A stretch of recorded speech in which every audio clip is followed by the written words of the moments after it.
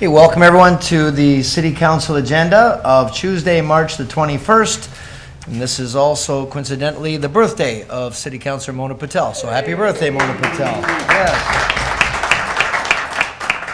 Yes. Now, Councillor Strange is going to lead us in singing of Happy Birthday. Happy birthday to you. Happy birthday to you. Come on, louder. Happy birthday, dear Mona. Happy birthday to you. All right. Good job, everybody. Well done.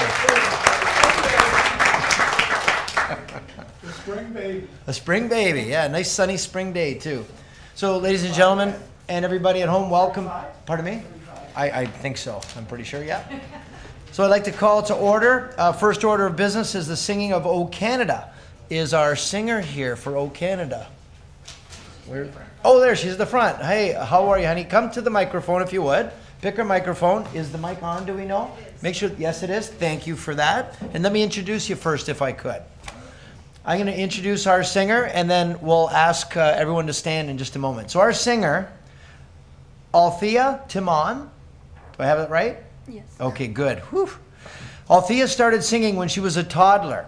She was a recipient of the Niagara Concert Trophy for the most promising Canadian vocal student in 2015.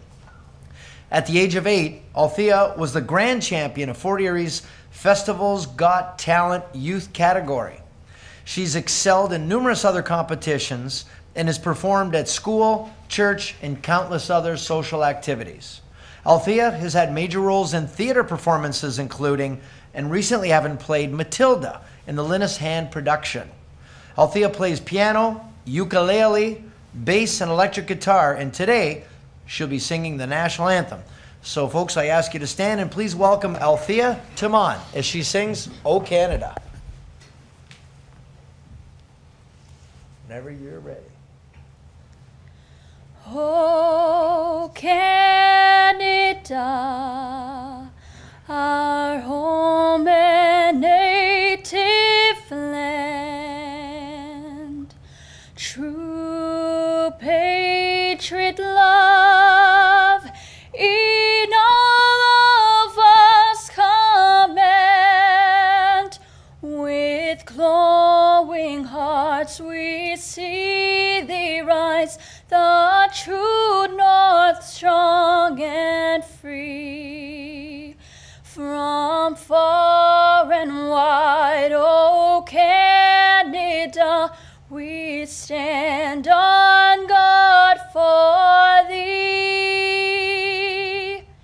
God keep our land glorious and free.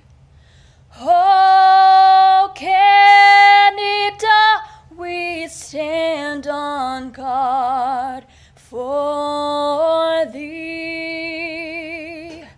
Oh, Canada, we stand on guard for thee. Wow.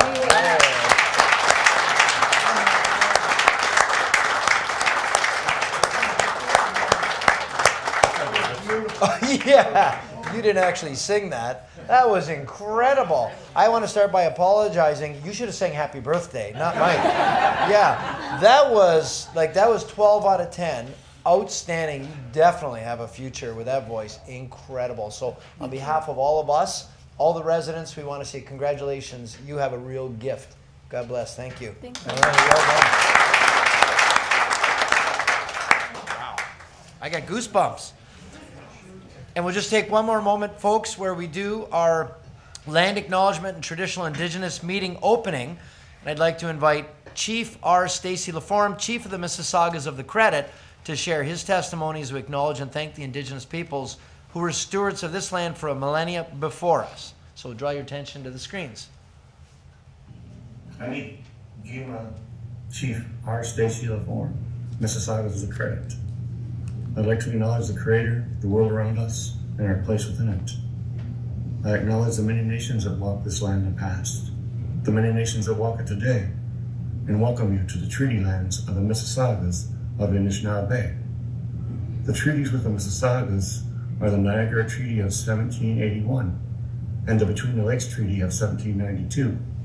I would also like to acknowledge the Treaty of 1764 that recognized the Royal Proclamation of 1763, which set a new relationship between the Indigenous people and the Crown. Kimagwich Bumpy. Thank you, Chief. We're grateful for the land that we share. So now, ladies and gentlemen, this is the part where we will be going to the in-camera portion of our meeting, where we will be in Committee Room 1. We'll be discussing certain matters that we're not allowed to speak of in public. So we will be in there. We do have a number of issues that we have to discuss. I'm not sure exactly, Mr. Clerk, any idea what you would guesstimate how much time we're going to be in camera? I wish I had that crystal ball, but my hope is that we're back in here for 5:30 for the start of the advertised public meeting. So we tell you, just so you're not wondering, you know, what we're doing. You have time if you want to go to the bathroom or grab a coffee. So this will be the in-camera portion of the meeting. Then we will resume back here in the regular session.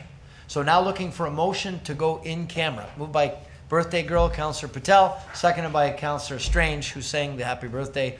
We'll call the vote. All those in favor? Okay, that's unanimous. So we're going to be resuming. We're hoping to be back in about an hour. So thank you, folks. And amazing singing. Yes. Althea, thank you. Well done. Amazing.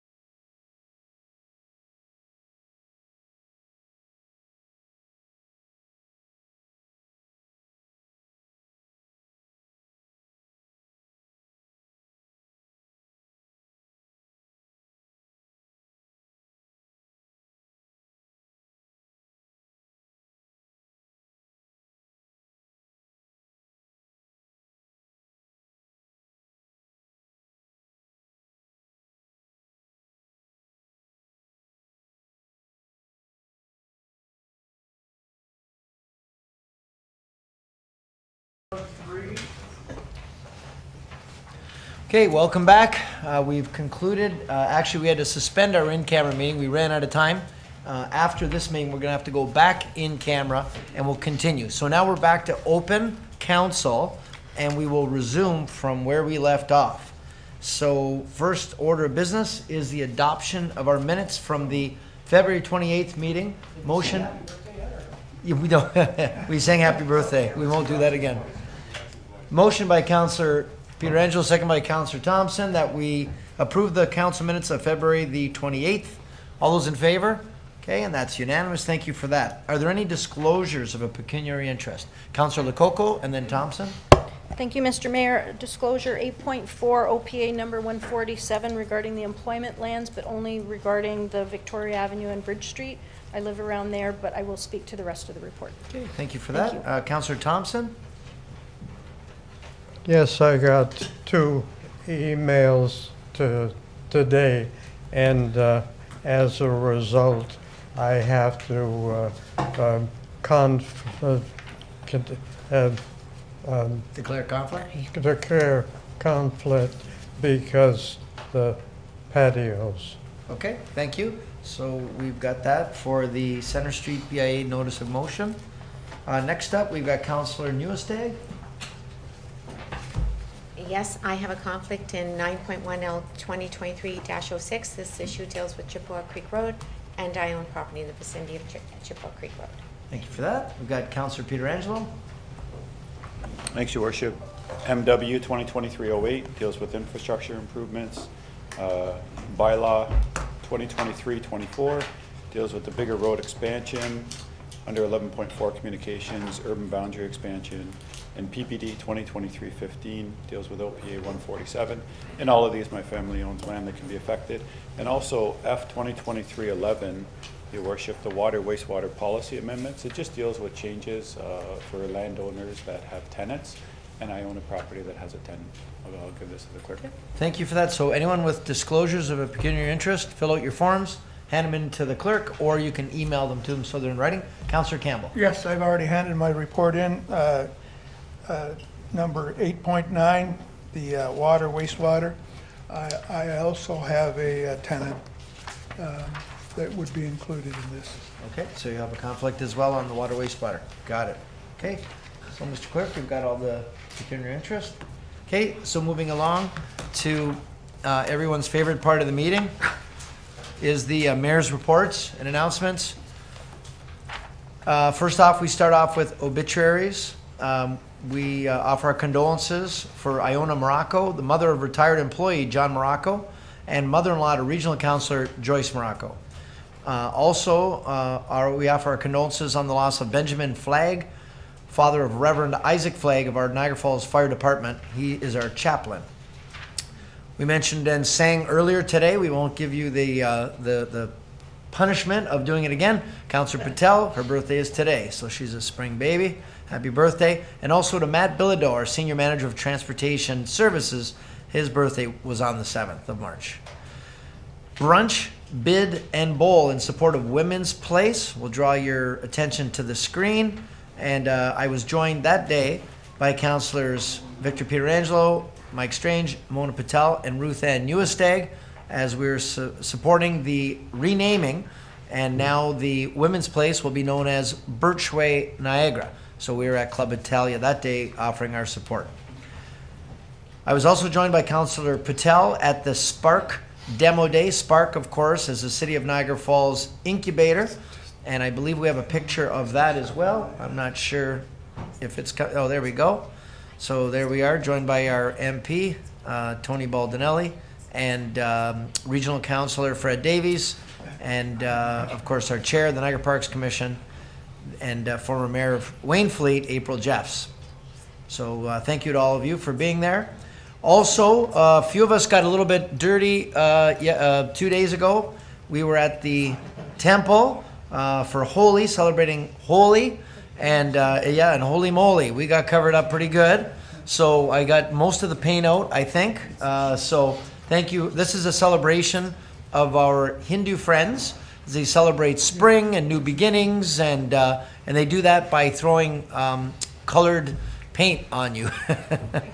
So it was kind of funny because Councillor Patel and Nieuwesteeg were dressed very nice that day, and I don't think we're intending to get too much, but of course, how do you go to a pool party without getting wet, right? So we all participated, so thank you for joining us.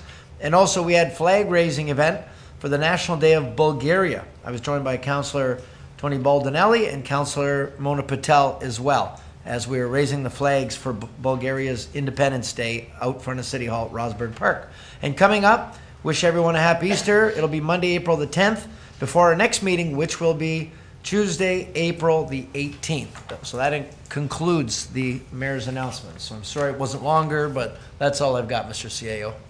You're just used to people throwing stuff at you. 2 new councillors there. All right, moving on. Item 6.2.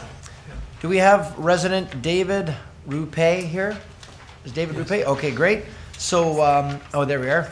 Walker Brothers Quarry expansion.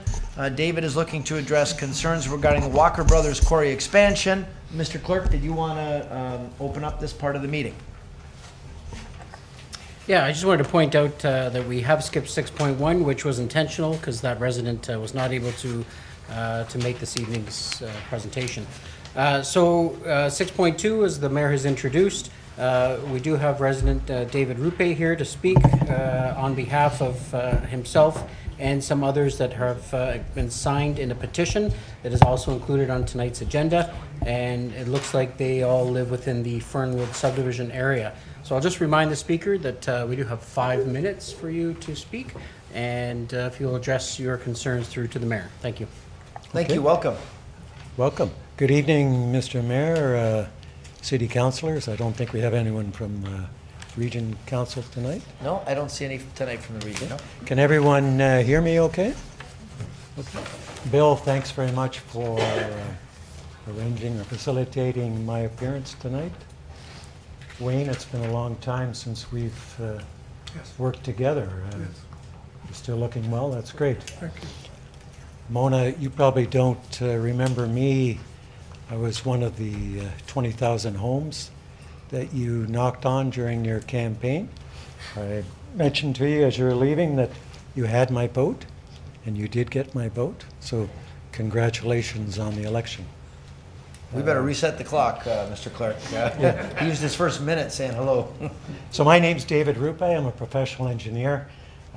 Civil engineering is my expertise, and I live in the Fernwood subdivision. I was born in Niagara Falls almost 70 years ago. My father was working on the Adam Beck 2 generating station as a carpenter. So I have a long history in Niagara Falls. I worked for Acres International on Dorchester Road for 25 years.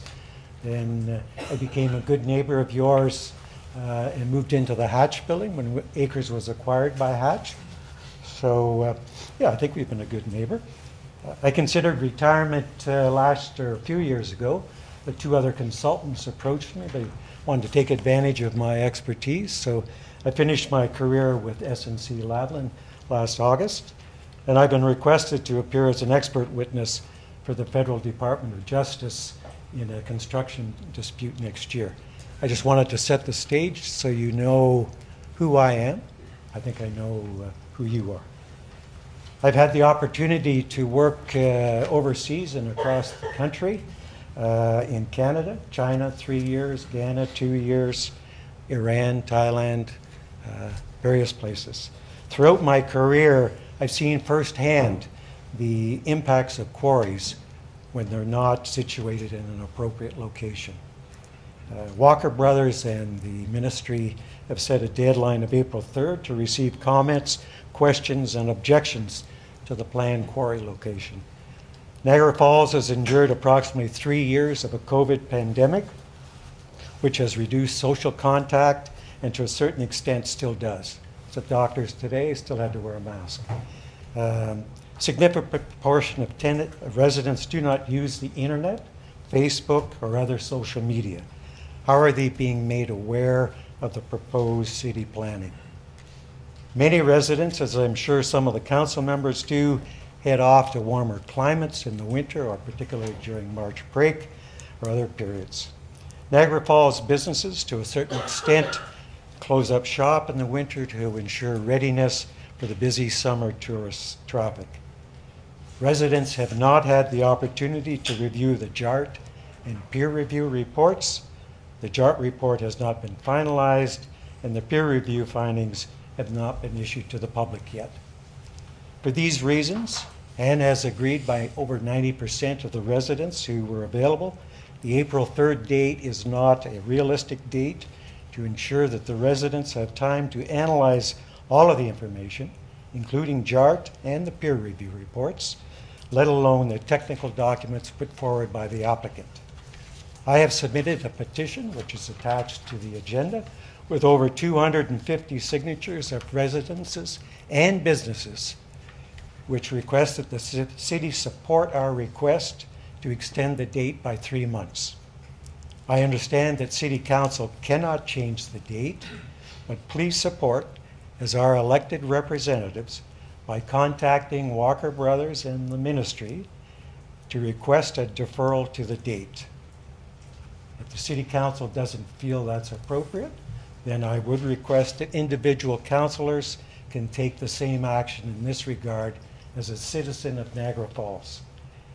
In closing, please also ensure adequate methods are used to advise the residents as part of the need for public consultation of the timing of the public meeting, which Bill has indicated will occur at some point in the future, to enable a comprehensive dialogue, recognizing that all people do not have internet capability or buy the paper. Perhaps it's as simple matter as a letter in the mail. $60, $75 is all it's going to cost. We would like your support, and we request that you provide it. Okay, thank you very much, sir. I would ask council if they have any questions of Mr. Rupe. Do they have any questions, or Councillor Pietrangelo? Yeah, thanks, Your Worship. Not a question of Mr. Rupe per se, but thank you for coming here today. I understand that there is a lot of residents in Fernwood who would like the deadline extended, who are very concerned about the project at this point. Your Worship, I'm happy to make a resolution or to motion that City Council send a resolution off to the ARA and ask for the 90-day extension. I would also say to Mr. Rupe that perhaps it isn't just this council that you can go to or that you should contact. I know just in talking to a resident the other day who lives in your subdivision as well, I suggested that you go to the regional council as well, simply because the location that the proposed quarry is in the middle of two subdivisions, one of them being in Niagara Falls, the other one being in Thorold. So perhaps the regional council as well can support a resolution asking for a 90-day extension. That's a very good suggestion. Thank you. Also make that motion, Your Worship. Okay, thank you for that. We've got a motion by Councillor Pietrangelo, second by Councillor Nieuwesteeg, that we give a 3-month, or we request a 3-month extension for the period to the ARA. Do we have any discussion or comments to the motion? Okay, seeing none, let's call the vote. All those in favor? Okay, and that's unanimous, so unanimous. Thank you very much. Okay, thank you for coming out. Okay, so now we're moving along to planning portion of the agenda. So we're going to move you along to 7.1. Thank you, Mr. Clerk. And I would ask if our city clerk would please introduce the next item on the agenda. Public meeting is now being convened to consider a proposed amendment to the city's zoning bylaw to permit an 8-story mixed-use building with 77 dwelling units and 3 commercial units at 5687 Ferry Street and 5660 Spring Street. Notice was given by first-class mail in accordance with the Planning Act on February 17th, 2023, and by posting a sign on the properties in question. Anyone who wants notice of the passing of the zoning bylaw amendment, to participate in any site plan process, if applicable, or preserve their opportunity to appeal to the Ontario Land Tribunal shall give notice to the city clerk immediately after today's public meeting or by signing the sign-in sheets located outside council chamber. Thank you very much, Mr. Clerk. I'd now like to ask Alexa Cooper, our Planner 2, to please explain the purpose and reason for the proposed bylaw amendment. Thank you, Mr. Mayor. So good evening, Mayor Diodati, members of council, and members of the public. My name is Alex Cooper, and I'm the planner with the city for this file. Before us tonight is a proposal to develop 5687 Ferry Street and 5660 Spring Street into 77 residential units with 3 commercial units at grade. So here you can see the location map for the property. It's located on the north side of Ferry Street between Temperance Avenue and Gladstone Avenue. To the north is the Lions Club, and to the west is commercial uses and detached dwellings. To the south are commercial uses, and to the east are commercial uses and detached dwellings. Please note that these 2 properties have since merged on title. So the applicant has requested approval of a zoning bylaw amendment. The applicant, as mentioned before, is proposing an 8-story mixed-use building with 77 residential units and 3 commercial units. The property is currently designated in our city's official plan tourist commercial, is within the Drummondville node, and is within the Clifton Hill sub-district of the Central Tourist District. The land currently is zoned as site-specific general commercial and site-specific parking zone. The application requests the subject lands be rezoned to create a new site-specific general commercial zone to facilitate the proposal. So here you can see the site plan for the application. It includes the ground floor site plan on the left. Outlined in red is the footprint of the building, and outlined in yellow is the parking ramp for the second floor parking located in the center, and then on the right is underground parking. So here's the proposed zoning from the applicant. As mentioned, the application is requesting a site-specific general commercial zone, which would include a maximum height of 31 meters or 8 stories, an interior side yard width to a residential zone of 0.2 meters, a parking ratio of 1 space per 32 square meters of gross floor area and 1 space per dwelling unit, a maximum permitted floor area for residential units to not be applicable, so to be permitted to have as much residential regardless of the amount of commercial space on the property. A minimum front yard depth of 3 meters to the portion of the building above 15 meters in elevation from grade. So some neighborhood comments were received orally through the processing of the application to date. There were concerns with compatibility or height of the building. So the subject site staff's response is within the Drummondville node and is anticipated to be developed with 6 to 13-story buildings. The proposed 8-story building is permitted, and the interior side yard setbacks are recommended by staff, which I will get into later, to provide space for fencing and to buffer the proposal to the existing residential use. For traffic, city transportation staff had no concerns as Spring Street would continue to operate with a satisfactory level of service, and the region's transportation staff had no concerns on 2 Ferry Street. There were concerns about construction impacts, and city staff note that the noise bylaw regulates our noise, and a road occupancy permit would be issued before Spring Street could be occupied by any construction equipment if required. A construction management plan would be required at site plan as well. So the proposal conforms to provincial, regional, and local policies. Staff recommend the following regulations be included in the zoning bylaw amendment. We recommend a holding provision be placed on the property for the submission of an updated functional servicing brief and to complete third-party modeling to the satisfaction of our municipal works department, and for specific zoning regulations, as I'm going to detail in the next slide.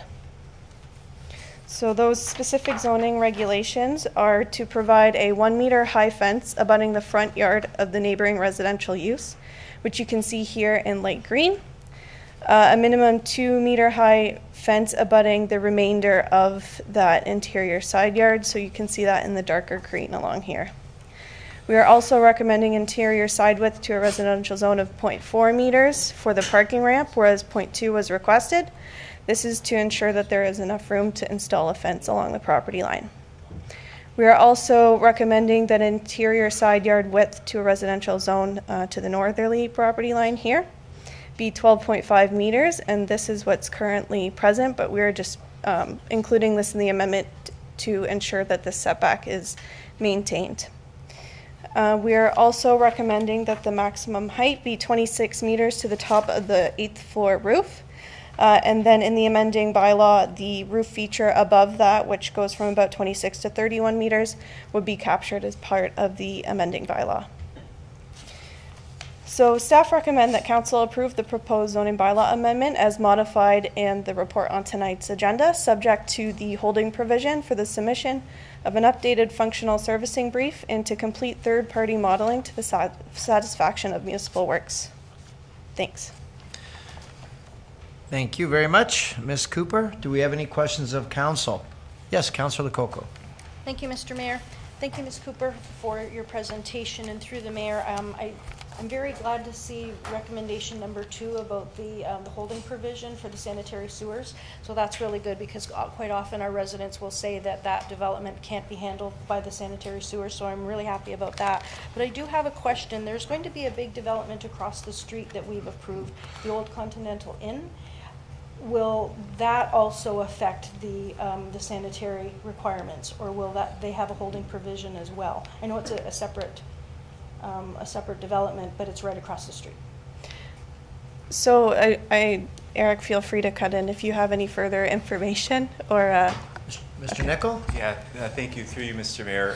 When we do the third-party modeling, the company doing the modeling would have all of the relevant development data at their disposal. So they would look at any existing approvals and make sure that those future flows are also included in the existing flows to make sure that the sewer system is able to handle it. Okay, thank you. That's all. Okay, thank you. Any other questions of council? No? Okay. Did you have a question? Yes, Councillor Nieuwesteeg. I just want to say what a great development that has been an eyesore for, 20 years. So it looks absolutely fantastic, and it's great to have it in the new Main and Ferry historic Drummondville area. So it's a good addition, very positive. Thank you. Absolutely agree. Okay, members of the public, you're advised that failure to make an oral or written submission at this public meeting will result in the Ontario Land Tribunal dismissing any referral it receives. Failure to notify the city clerk to preserve their opportunity to appeal will result in staff rejecting an appeal as per section 3419 of the Planning Act. Council will now hear from anyone other than the applicant who wishes to speak to this proposed bylaw amendment. Mr. Clerk, do we have anybody scheduled to speak? We do have online the applicant and agent, but it'd be appropriate to ask if there's anyone here present as a member of the public that wishes to speak. Is there anyone here other than the, yes, if you'd like, you can come to the microphone, if you would, and state your name and your address, please. Hello, good evening. My name is Christine Burke, and I've been a 26-year resident of Spring Street. I have a lot of concerns regarding the height of this building, as well as the sewer. I do understand that there's going to be a quite tall condominium complex built across the street at the property of the Continental.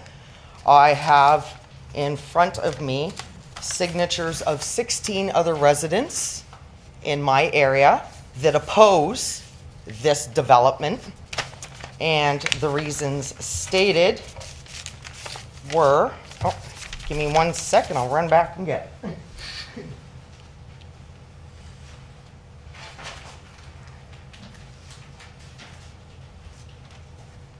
We're not only concerned about the heights, we are also concerned about the construction, the mess of the construction, the noise of the construction. We're concerned about the height blocking the sun to our properties, as well as it will definitely block my view of the fireworks that I have gotten to enjoy for the last 26 years of being a resident on Spring Street. We're concerned about the parking. There is only designated one spot, basically, per person, and we all know that most people have more than one vehicle in a home. We're concerned about the traffic that it's going to cause, as well as the traffic delays it will cause in our neighborhood. We also have other reasons that 16 people specified, just general other reasons that we disagree with having this proposal. There is also being a condominium built, to my understanding, right on the corner beside the Dairy Queen. So we feel in our neighborhood, at least I know I do, and the 16 people that I have spoke to, that we don't really need this. I understand that it's been a vacant property for years, and we kind of like it that way. We don't wish to see this being built in our neighborhood. And that's it. Thank you. Any questions of council for Ms. Burke? Any questions of council?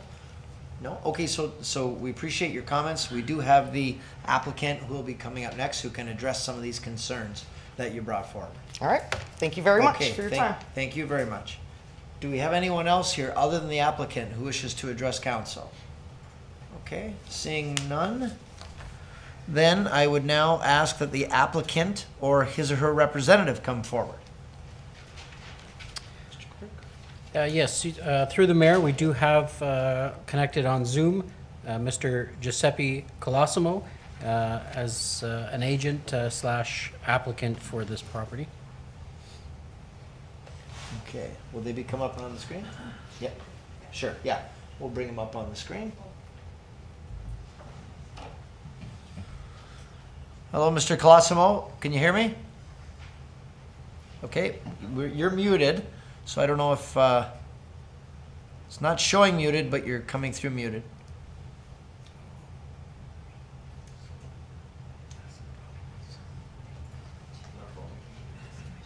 Is our volume okay?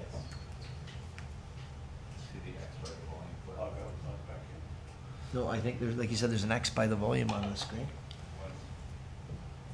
Okay, hang on one sec. We're just going to check something technical on our end because we can't hear you. Nope. What's that? Yeah. Like I said, I don't know why we can't hear. So you may need to sign out and sign back in if we're not connecting. We can wait for you. Okay. I think that means yes. You're going to do that? No. Mr. Clerk, yes? Perhaps what we'll do while Mr. Colosimo is reconnecting is we could hear from the applicant, Rocco Oliverio. He's also connected by Zoom. Maybe we'd have him speak first before we hear back from Mr. Colosimo. Oliverio? Okay. So we'll see if we can connect Mr. Oliverio.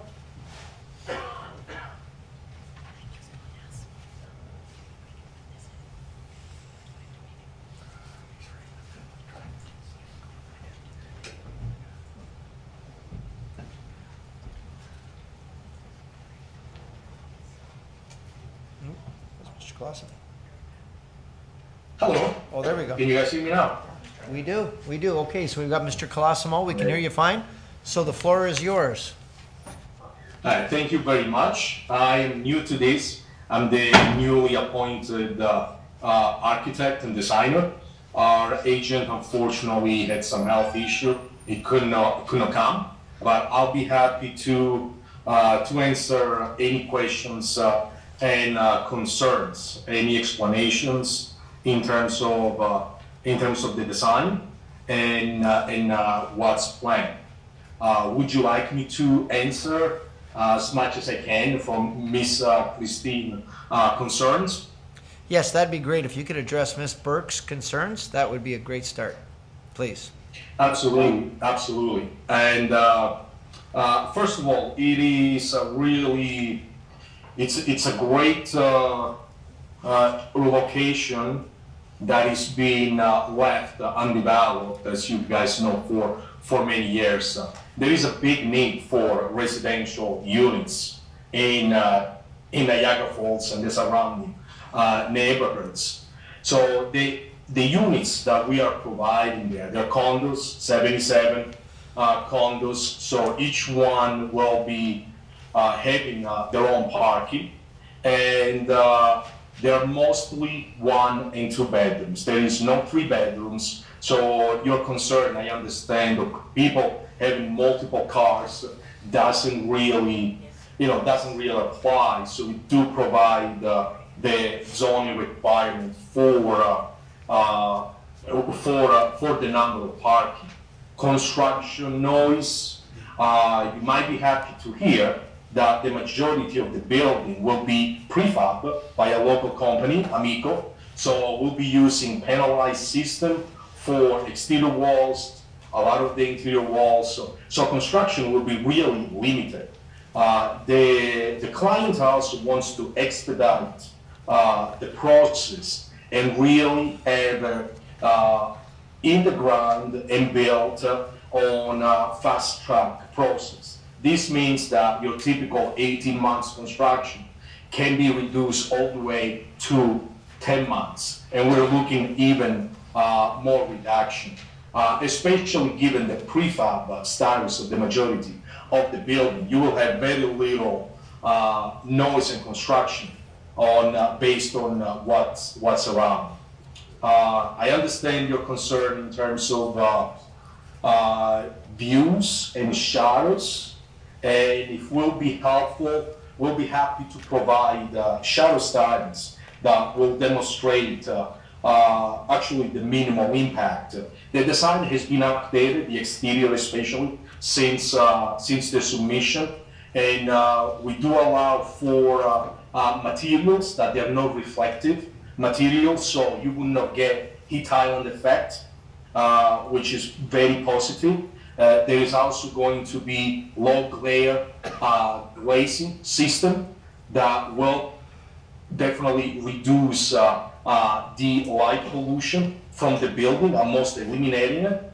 And there is going to be a lot of interesting features in the building, how it steps up, that really creates a zone, but it's within the zone anyway that we have to step it. But it will give you a sense that it's not an 8-story building. From your street level, the pedestrian level, where you will sit, which is the first few stories, will have a very pedestrian inviting with owning commercial spaces, and that's what we should be seeing. And the residentials on the upper floors will be stepped back towards the development. And if you see the majority of the site, it's given to surface parking and open space. The building footprint is actually quite minimal. We have updated even the setback a little bit, adjusting one of the most projecting jogs in the front of the building and eliminating, so your frontage setback, it's a little greater than what it was submitted. In terms of, I can answer any other design and constructability concern that you might have.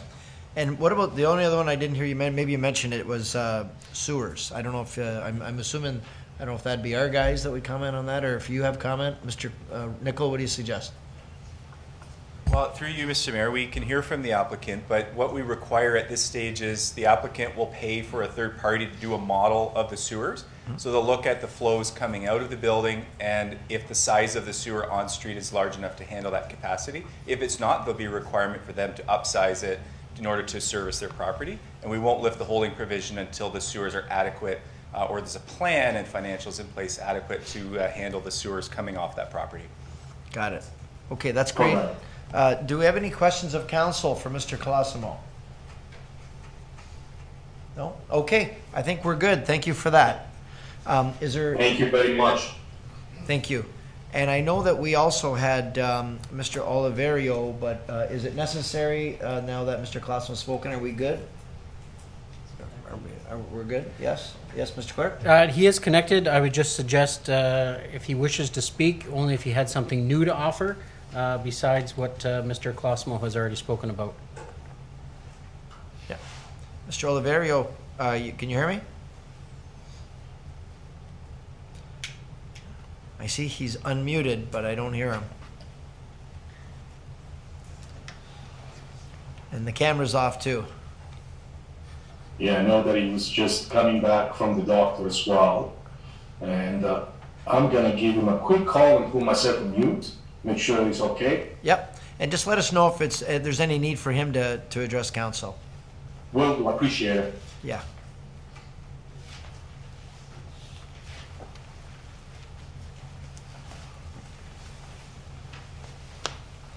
It's an exciting meeting. You sure you don't want to stick around, folks? Wow. I might come back for the in-camera sessions to see what you guys are. That'll be exciting. Oh, yeah. Thank you. Thank you.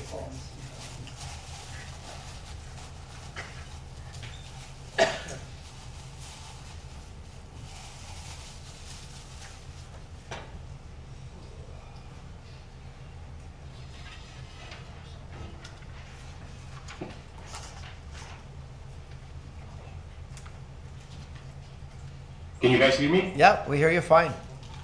Yeah, for some reason I can't connect. I think he's driving back from the doctor. Okay. The only thing that he wanted me to stress that for the last few years, he's done a lot of affordable housing, especially the last 5 years.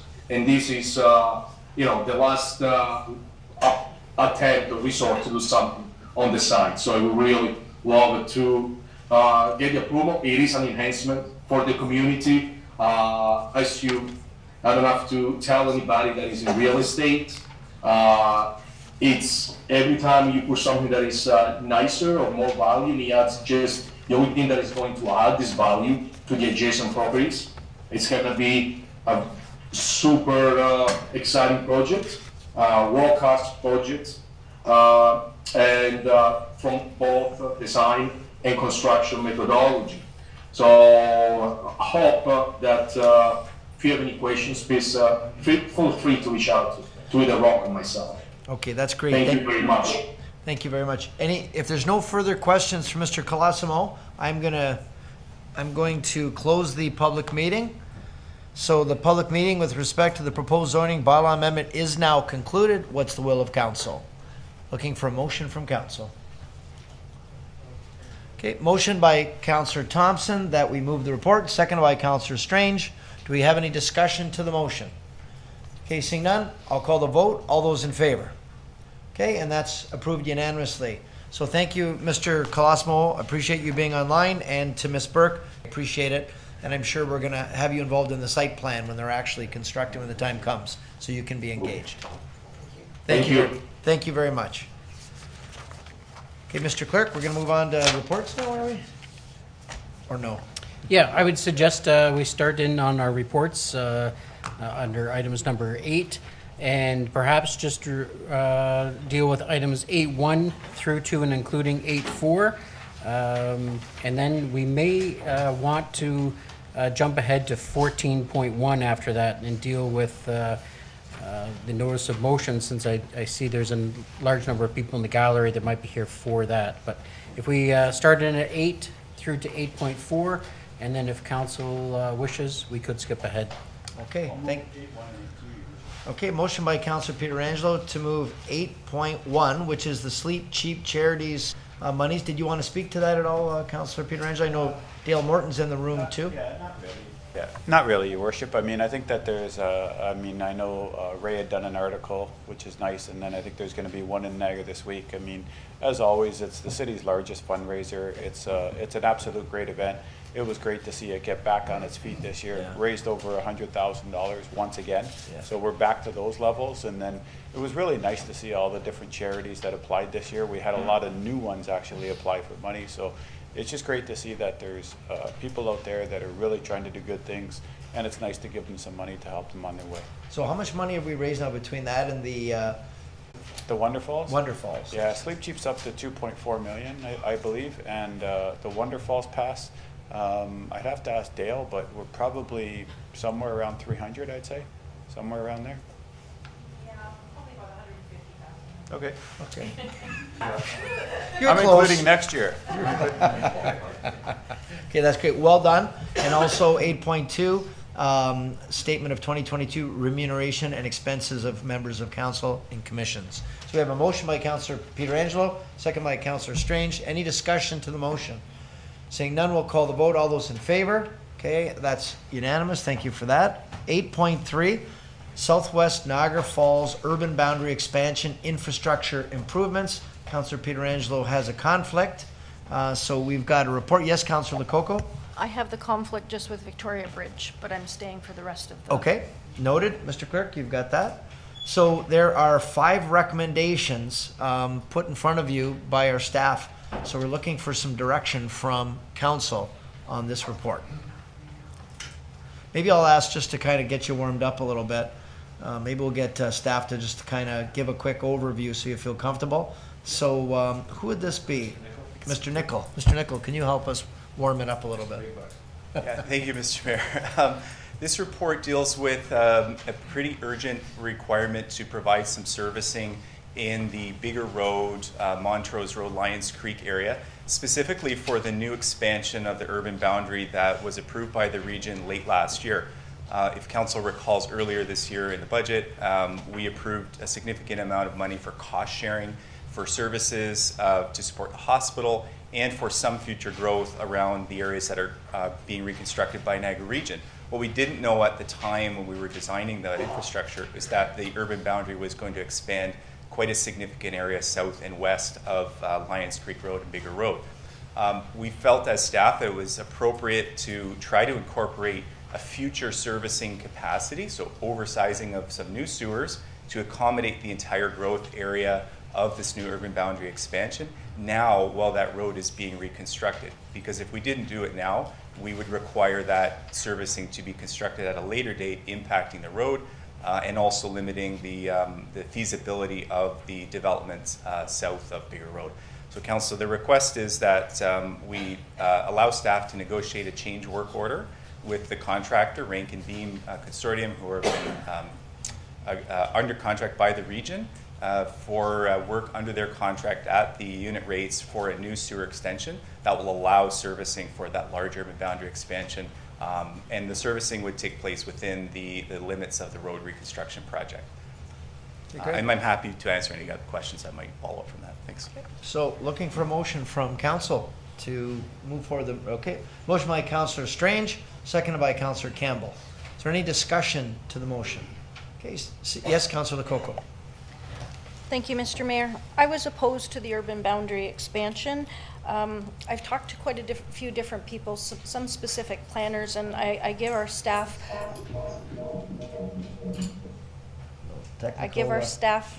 Okay, thank you. I give our staff a lot of praise for all the work that they've done. This has been years in the making. I do understand that. Looking at it, I'm very confused about the timelines of what should happen. I've been given a lot of different information about what we should do first and why we should do it in comparison to others. One of my questions is, we just approved our budget. Why are we coming back 2 meetings later? And I know you said about the urban boundary expansion, we didn't know we were going to expand that, but we're now 2 meetings out after our budget, and that's $1.5 million outside of our budget, and then the rest will be referred to our 2024 budget. So that's my first question. Why weren't we discussing this at budget time? Yep, maybe we can ask Mr. Nicol. Thank you, Mr. Mayor. I think that the only answer I have to that is there was unfortunate timing with respect to where our budget process lined up and the region's official plan and the properties included and the extent of the urban boundary expansion in the official plan. This wasn't, the size and location of the urban boundary expansion wasn't identified in this specific area and location on my agenda, at least, or my radar, until after we had proceeded quite extensively into the budget process. So we needed to make sure that the region and then the province ultimately had adopted a certain size of the official plan before we could put any pen to paper on what the design and sizing of that servicing would look like. And then we needed to engage the consultants to work on the demand generation of sewage for the expanded area that we're looking at today. So ideally, we have the urban boundary expansions take place in one calendar year, budgets and planning take place in a different calendar year, but this whole process was accelerated due strictly to the requirements of the hospital to have external servicing. In our other plans, where we have secondary plans that will precede development, will be much more appropriate to include those servicing requirements in our budgets. Thank you. I have another question. This is probably for Ms. Dolch through the mayor. should we not amend our OP first and then amend our EA next instead of doing it this way? What would be the pros and cons of doing it another way? Ms. Why would Stoltz? we do this first? Thank you, Your Worship, through you to the councillor. So in this case, as Mr. Nicol advised, the work is being undertaken now. So it does make some sense to look at that while they're doing that construction work now. We do know the expansion area is there. We know it's coming. Again, we do have a best guess in terms of the population that's going to occur there. So it's 100 persons and jobs per hectare. So we do have a density requirement to assist Mr. Nicol in kind of anticipating what kind of pipes he may need. So it is beneficial now that the roads are open and he's doing that construction to do it now rather than wait 5 years and have to do it again. Okay, thank you. Maybe this is another expansion of that. Usually when we would do that, and we're sort of going out of order, we would figure out the development charges for the bylaw and how we're going to fund it. This is going to be funded by debenture compared to DC charges. Is there any way that we can change that order so it's not going to be debenture and that it's through DCs? If we did the OP, the EI, and then the development charges? Mr. Nicol? Yeah. No? Either the treasurer and I can speak to that. Thanks, Councillor. It's a great question. In a perfect world, again, our development charge bylaw would include this line item, but this happened before our development charge bylaw was prepared. Now, we will be working on a new development charge bylaw for 2024. The proposed funding strategy is to take on debt debenture, but that will be repaid by development charges when this project is included in the development charges bylaw. So at the end of the day, development and growth will be paying for this. It's just a way of putting a stopgap until that's in our background study in our bylaw. Okay, thank you. And my last question, the Grassy Brook secondary plan is part of this. Is that not premature? Again, going to the whole process of process, what goes first? Because if we're doing the Grassy Brook plan, isn't this premature? It should all sort of come together, and we're out of order. Yeah, and thank you, Council, for the questions. The Grassy Brook secondary plan is approved. It was approved several years ago. The recommendations of that plan are coming forward through the subdivision, the plan of subdivision that is before staff right now. I'm sorry, I'm mixing this up with the Grand Niagara secondary plan. So please let my apologies on that. I was speaking out of order. Perhaps Ms. Dolch can speak to that. Ms. Dolch? Thank you, Your Worship. Through you to the councillor. So we are underway with the Grassy Brook secondary plan. We're underway with our study work, including looking at all the servicing requirements, other things that we need as part of Grassy Brook to feed into that secondary plan program. Again, ideally, yes, we would wait, but it will cost us more in the future if we do wait to do this work. And we do have estimates for densities and other things for those areas. Again, some things will factor into the environmental portions, which are underway again, but we will be feeding that into Mr. Nicol's work as he goes along. Okay, those are all my questions. Thank you. Okay, thank you. If there are no further questions, we'll call the vote. All those in favor? Okay, that's unanimous. You're opposed. Okay, with one opposed. Okay, thank you for that. 8.4, this is the official plan amendment number 147, city initiated amendment to the official plan for new policies. So who's going to speak to this? Is this Ms. Dolch? Ms. Dolch? Thank you, Your Worship. So I'll just give a brief overview. Official Plan Amendment 147 is based on our work from the employment land strategy. And we did this work looking for the employment lands and what we were doing with it in the future. This coupled with the work that the region did for their municipal comprehensive review and the region's official plan. So this work fed into that work. Now that the region's official plan is completed and approved by the province as of November, we are bringing this amendment forward for consideration. So we do have two individual areas. We have employment areas, which are regionally identified in the region's official plan, and those are in the Grassy Brook area. and there's a couple other areas. We also do have employment lands, which are really city employment lands. And a few of those properties, 9304 McLeod Road, there is north of Bridge Street, those are all being looked at in a conversion based on the employment land strategy. So this Official Plan Amendment 147 is to look at conversions and to identify the employment land areas that have been identified in the region's official plan. And staff are supportive of employment lands in these areas as well as the conversions. Thank you for that. Do we have any questions for Ms. Dolch or comments? Yes, Councillor Lococo? Sorry, Mr. Mayor, my conflict is on this one, not on the last one. I mixed them up. Okay. Conflict on this one, but just the Victoria Avenue and Bridge Street, so I'm speaking about others. On page 5, it talks about the SciTech, and we were talking about the 2-kilometer radius. Can somebody please explain, because I've read this paragraph over and over again and I don't really know what it's saying. Notwithstanding policy 8.34, development applications within a 2-kilometer radius of the SciTech Canada Inc. facility in Niagara Falls shall be subject to policy 8.30 of this plan, except for the lands currently designated neighborhood commercial in this plan. Note policy 8.3 requires the conversion of employment areas to non-employment areas be used to be completed only at the time of the regionally led municipal comprehensive review. Can you please explain that? Okay, thank you for that. I'm sorry, Ms. Dolch? Thank you, Your Worship. Through you to the Councillor. So that policy was an additional policy that was added by the province as part of the region's official plan work. So that's now in their regional official plan. And policy 8.34 references policy 830, as you mentioned. And 830 is municipal comprehensive review. So what it's saying is that you cannot, development applications within that 2-kilometer can't occur unless it's a conversion. A conversion can't occur unless it has gone through municipal comprehensive review. In terms of 9304, it has gone through that municipal comprehensive review with the work we did on the employment land strategy, which fed into that work at the region, as well as the region's official plan work. Thank So you. that policy doesn't qualify in this instance. So earlier in last term, we talked about the 2-kilometer radius.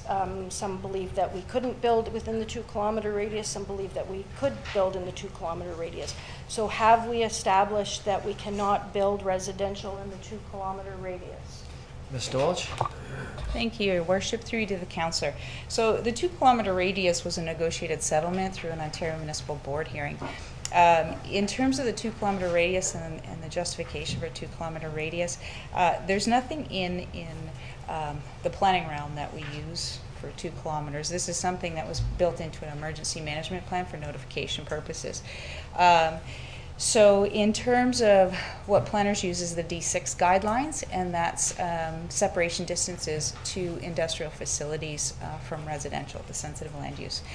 So that's where, and in this case, we are putting in a provision for a risk assessment for 9304. So the development holding zone that we're asking for will include requirements for a risk assessment based on those D6 guidelines. So we'll make sure that any development applications that do come forward do address the concern for incompatibility with industry. Thank you. Through the Mayor, the negotiated settlement, is that forever? Can this be renegotiated? Can we change it? Because I know there was some talk years ago about, you know, why are we not building within the 2 kilometers? Can this be renegotiated? Or do we want to? Through Your Worship to the Councillor. So again, it was a negotiated settlement for certain areas, so for secondary plan areas that were done. So now we don't, again, the 2 kilometer radius isn't something that's established. It's just something for Grand Niagara. There's policies for Grand Niagara. There's policies which was done through settlement. So we do have areas where we do have to adhere to that 2 kilometer radius based on a board hearing, but it's not something that, you know, unless we're advised of. And I have inquired to both SciTech, the ministry, and everyone on this matter. So I haven't heard about requirements for 2 kilometer radius, but I know it's being requested by SciTech. Okay, so if it is being requested, could we look into it, even though you've started, can we look into it further to be very clear about whether we can build within 2 kilometers for residential? Yeah, Councillor, through you to the Councillor. Yes, so what that risk assessment will do in this case, it will assess whether or not that's appropriate. And that's why we added it, just to provide additional clarity. Even though we have done some research, we can't find any planning basis anyway for the 2 kilometer radius. You know, we do have other operations based on the emergency management plan that we read that were in our files. There are other areas within the city that are within those kilometer radiuses, and again, it triggers a notification requirement, so that's what we're aware of at this point in time. So that, through the chair, so that risk assessment is for the whole city, it's not just for one, it's for the city to use in guidelines for the future, it's not for just one specific development, it will show us what to do in the future, or not to do. That's correct. So it'll be based on for this property specifically, 9304. In terms of risk assessment, the fire chief and we have had discussions. They have a different assessment through the ministry that they use for risk in terms of who they have to notify in case of emergency spills or those kinds of things. And again, SciTech isn't the only industry that we have in the city of Niagara Falls. There's other industries, and similar things apply for the fire chief in those instances. So again, from a planning basis, the D6 guidelines do apply, and those are the things we'll be looking for in the risk assessment. Do they meet that threshold? Okay, so as long as we can use that risk assessment information for others, I'm fine with that. Okay, thank you. Thank you for that. Councillor Campbell? Councillor Campbell. Thank you, Your Worship. Just received a email today with respect to this decision we're making. In the email, they say a couple of months ago, we received from the city that a secondary plan was being done by the city on the Grassy Brook area, which includes our 2 properties, and that in 2 years, the planners would propose amendments to the official plan at that time. That seemed like a logical plan to first complete the detailed studies and then recommend the appropriate amendments to the official plan. Instead, with just a few days' notice, council is being asked to vote on the amendment today before these studies are completed. Can you comment on that? Ms. Dolge? Thank you, Your Worship. Through you to the Councillor. So the amendment that we're looking at today has gone through extensive public consultation. It is part of the employment land strategy. So this isn't something new that's just been brought up. We've had 2 public meetings on this. So this is something that's been raised. The Grassy Brook secondary plan will look at the entire area of Grassy Brook, not just these employment lands. But the employment lands did have a separate process. So we will be looking at the entire area of Grassy Brook with the secondary plan. Keeping in mind that the employment lands will remain employment lands based on our recommendations and based on the work through the employment land strategy. Thank you. Yeah, I'm sorry, Councillor Campbell, you're good? Yeah, no, she wasn't. I've got Councillor Strange. Yeah, thank you, Mr. Mayor, to the Director of Planning. So we discussed this last time, and there was a property on Stanley Avenue, 9015, which was former trailer park, and it's zone TC, and I know the developer bought a bunch of land across the street. He's been working with staff, I think, since 2018 and I think they're shovel ready, wanted to go ahead with this, and now they're stuck with this property because it's going to be turned industrial. Can you explain a little bit about this? Ms. Dolge? Thank you, Your Worship. Through you to the Councillor. So the property, obviously, we're now in a position, the property is employment area under the region's official plan. We have to now follow suit. So under the Planning Act, under Section 27, we are required to adhere to the Upper Tier Municipality's official plan. So any amendment that we do pass is required to conform to that official plan. So that's one reason that we're moving forward in this direction.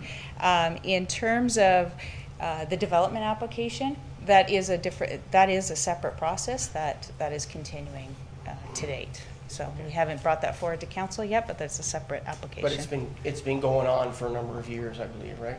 Yeah, and I don't know the exact date. I thought it was 2019 pre-consultation, but I'd have to look back. Okay, so the province or the region has come in, they want to implement this and change their property from TC to industrial. And I understand what they're trying to do, and they want to, we need employment lands, obviously. And, you know, their timeline is 2051, which is great. You know, we got a process now and from the province where we need housing. And within the next 10 years, we have to have a certain amount of units to accommodate everyone that's coming to our country, everyone's coming to our province, and everyone's coming to Niagara Falls. This is a developer that's ready to go, and his I guess what he's perfect at is he does all rentals, which is what we need as far as affordable housing. You know, to change this mid-game and to do this, we're going to lose a lot. And I was estimating that the loss of development charges for the city and region alone is about 45 million without considering the commercial or building permit fees. And the ongoing property tax are approximately 7.4 million annually for the entire project. And this is something we need now. I know everyone's not in agreement where this employment land it's going all along the water, which is never a good thing. And then you have his property. If you change it mid-game, he develops on the other side. Who's going to want to buy a place across the street where you have industry? I don't. If I was buying a place, I wouldn't want that. So it just makes sense that we kind of either if we can cut this out and include it into the property and cut this out from employment lands, makes sense. We're gonna make money, and it's gonna help our housing crisis.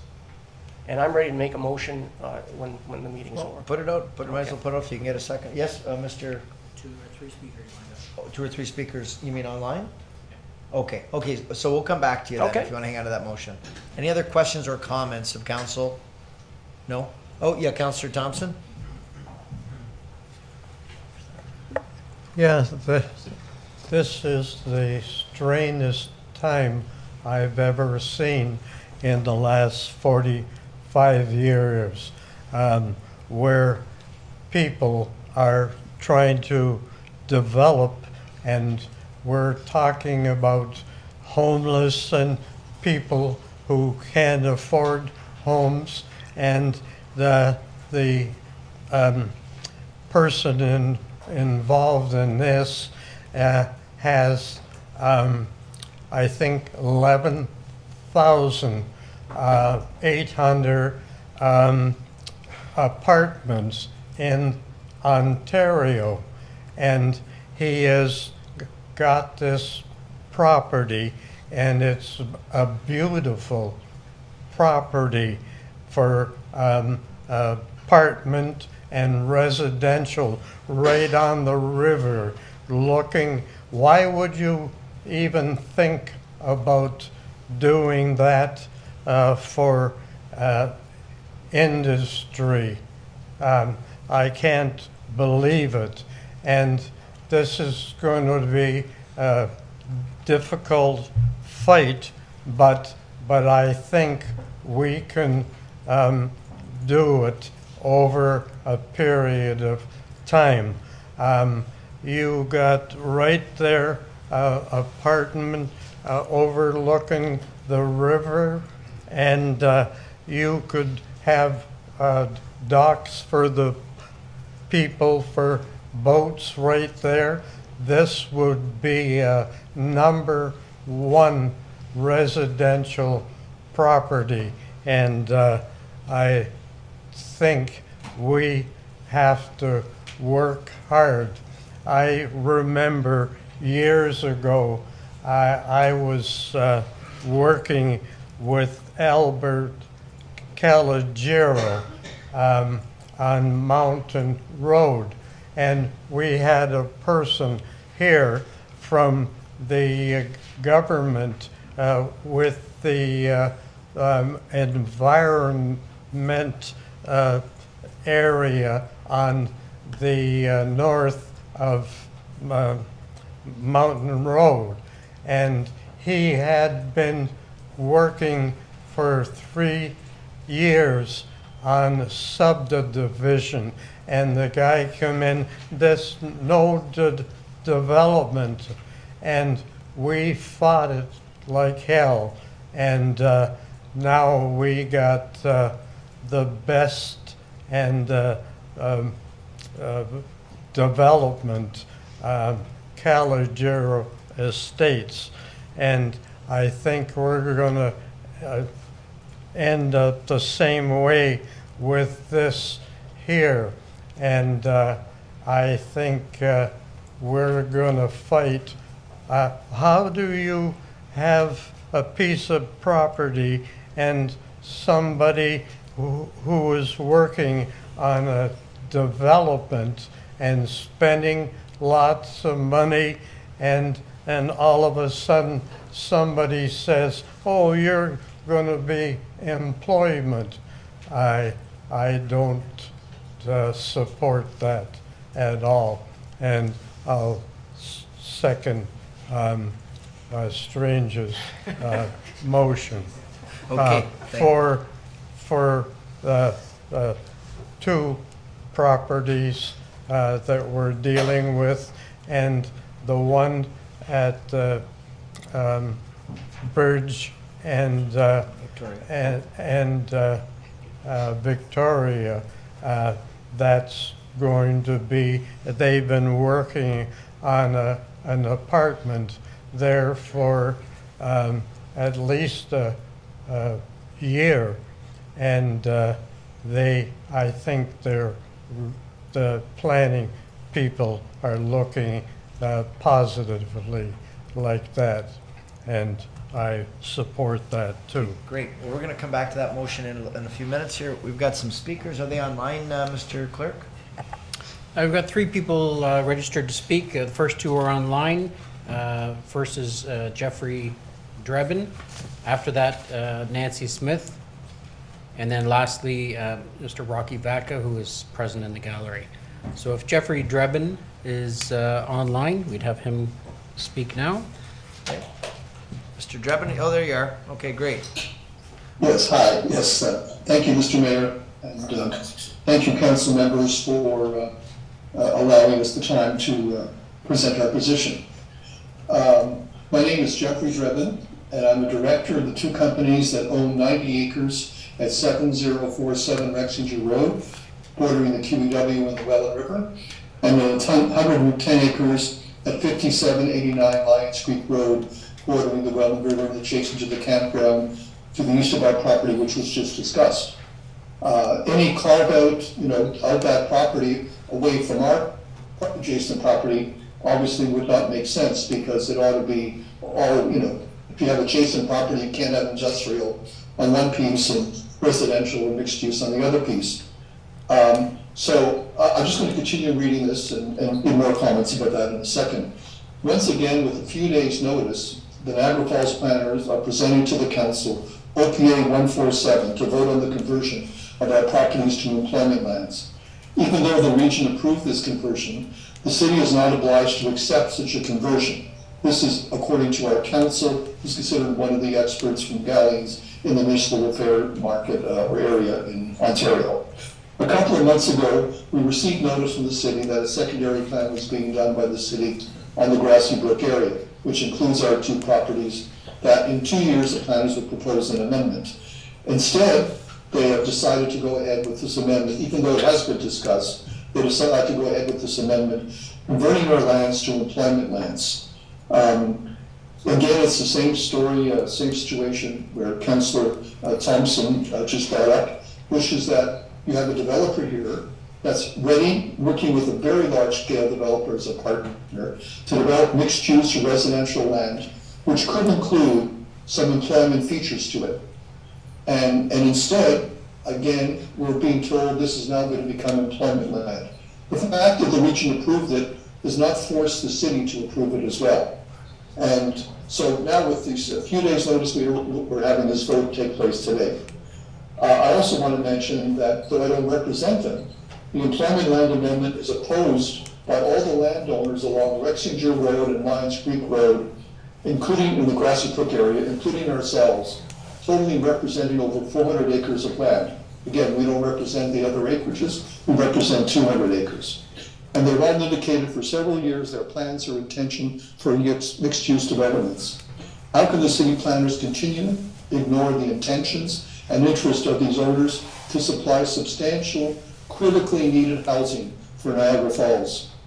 And I emphasize, how public policy is being offended here, because in this last election, literally everybody who walked out of a polling booth, when asked what they were most concerned about, they said it was housing, the lack of housing in Niagara Falls.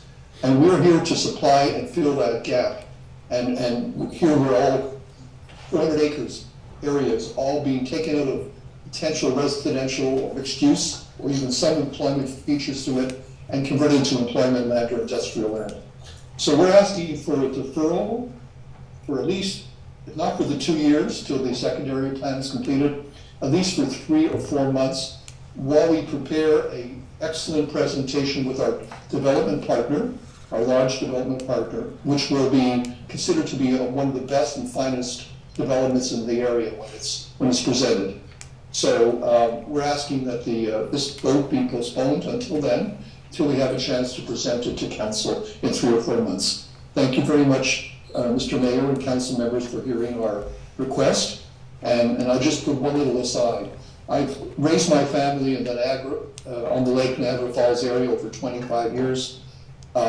Niagara Falls has been a part of my life really since I was 7 years old, if I want to go back to when I first experienced it. And to not allow this beautiful Welland River to be used for residential use, or at least mixed use, I think is a travesty. It's not 1910, it's 2023. We're in a new century, we're in the 21st century, we're in a new era, we're all post-pandemic, the world is different, everything's about live and work, and quality of life and remote working and so on. So I'm asking the council to reconsider, not vote for the approval, and give us at least a deferral of 3 or 4 months so we can show you what a beautiful development can look like. Thank you very much, Mr. Mayor and council members. Okay, thank you, Mr. Drebin. Any questions of council for Mr. Drebin? No? Yes, Councillor Patel. Through Mr. Mayor to Mr. Drebin. The land in question has lots of environmental protected land in there. And also there's a wastewater treatment plant is going there. And to my understanding, you need 1 kilometer radius around it. So how much land are you going to have left to develop? Mr. Drebin? Yes, thank you, Councilman Patel. By the way, happy birthday to you. Wishing you a great day. I do have to say that because I did hear it was your birthday from the mayor. So let me answer your 2 questions. Those are excellent questions, Councillor Patel. As far as the wastewater situation goes, I founded a company called Biorem. I'm an environmental technology company founder. 12 companies in that direction were founded by myself and my team over the years. I can tell you that environmental sensitivity is primary to us. Right now, if you go to Port Dalhousie, there's a wastewater plant surrounded by very high-end housing. The technology, and I know because I founded a company that does it, the technology is so effective on odor control abatement right now. You could literally live, and we're not planning to do this, but you can literally live 50 feet away from a plant and have absolutely no odor coming from that plant. So if this plant is built to the latest standards that are out there with the latest technology, this 2 kilometer, 1 kilometer abatement or setback or whatever is not necessary in this century with this technology, and not just our technology. Our company, we founded, does this all over the world, but there are many other companies that offer similar technologies, so that can be dealt with, technologically speaking. It's not a barrier. And secondly, the 110-acre part of our property is about a mile and a quarter away. I still use miles, but it's still about a mile and a quarter away from the wastewater plant, so there's no issue down there whatsoever. As far as the environmentally sensitive areas go, we've allotted for that. Out of our 110 acres, we look to develop about 60 of those acres. The rest will be preserved as natural habitat. and we'll use that as green space for making the development something environmentally sensitive. And let me add, I am a lifetime environmentalist. This is not something I came by the other day. So we will represent that the environment will be well protected in all this. And as far as the 90 acres goes near the QEW, out of the 90 acres, at least 65 to 70 acres can be developed without being affected by any environmental issues. So this community that we're building will be environmentally sensitive, and it will be a beautiful community, as Councillor Thompson mentioned, how beautiful it will be to preserve the Welland River for residential use and not put a bunch of factories in like was done in the 1900s or the early part of the 20th century. I think those days are over. It's time to have residential use for beautiful land like this on the Welland River. Hope that helps answer your question, Councillor Patel. Thank you. Does staff have any comments on the answer? Ms. Dolch, did you want to weigh in on this? Sure, thank you, Your Worship. And maybe I'll just address some of the comments raised, but so we've been working on this employment land strategy since September of 2020. There's been extensive consultation on the employment land strategy. As I said earlier, we had open houses, public meetings. So we did do extensive consultation outside of the Grassy Brook plan. In terms of the wastewater treatment plant, the region has requested 1 kilometer. They're basing it on a Class 3 industry, again, from the D6 guidelines. So we do look at those parameters under the Planning Act and under the D6 guidelines. So that is something we factor in for odor or other nuisances. In terms of residential development and the need for residential development, I do want to be clear that we did get 4 urban boundary expansions through the province's review of the region's official plan. The region recommended 3. We did get an additional land. And when I look at the number of units that can be created through the urban boundary expansions, the South Niagara or South Hospital Secondary Plan, Grand Niagara Secondary Plan, Gardner West, Kayla Road, Northwest Club Italia, the Oaklands Golf Course application, the MTO lands and the secondary plan area there, the Calabrex areas, we're looking at about 20,000 units in those areas. So the region's housing target for Niagara Falls was 20,000 units, and we've already approved in the city over 8,000 units for housing ready to go for approvals, or ready to go for development. So we have met our housing targets as committed that we needed to commit last month through the province, the 8,000 homes. So we do have that in tow, and as well as we will be starting to plan these secondary plan areas that we've been just approved. So in terms of that, we have quite a bit of residential land. I don't think we're deficient. What we don't have is employment lands. And obviously employment lands do bring jobs to the population, and we do want to make sure we diversify not only residents but jobs in the area. Thank you. Okay, thank you, Ms. Dolch. Are we good? Okay, thank you for that. Councillor Lococo, then Baldinelli, then Nieuwesteeg. Thank you, Mr. Mayor. Specifically to the employment lands, I was talking to our CAO earlier, maybe Ms. Dolch can help me. In the documentation that we have, it says that when the region figured out the number of hectares that we needed for employment lands, the number is significantly less than our Niagara Falls figure that we came up with. Niagara Falls says we need, 76 hectares of employment land, and the region says we don't need any, we have enough. Can somebody, either through Ms. Dolch or our CAO, tell me why the discrepancy in the formula or the math or how we came up with those figures? Ms. Dolch? Thank you, Your Worship. And I am going to refer to Mr. Dick because he does have the detailed analysis of that.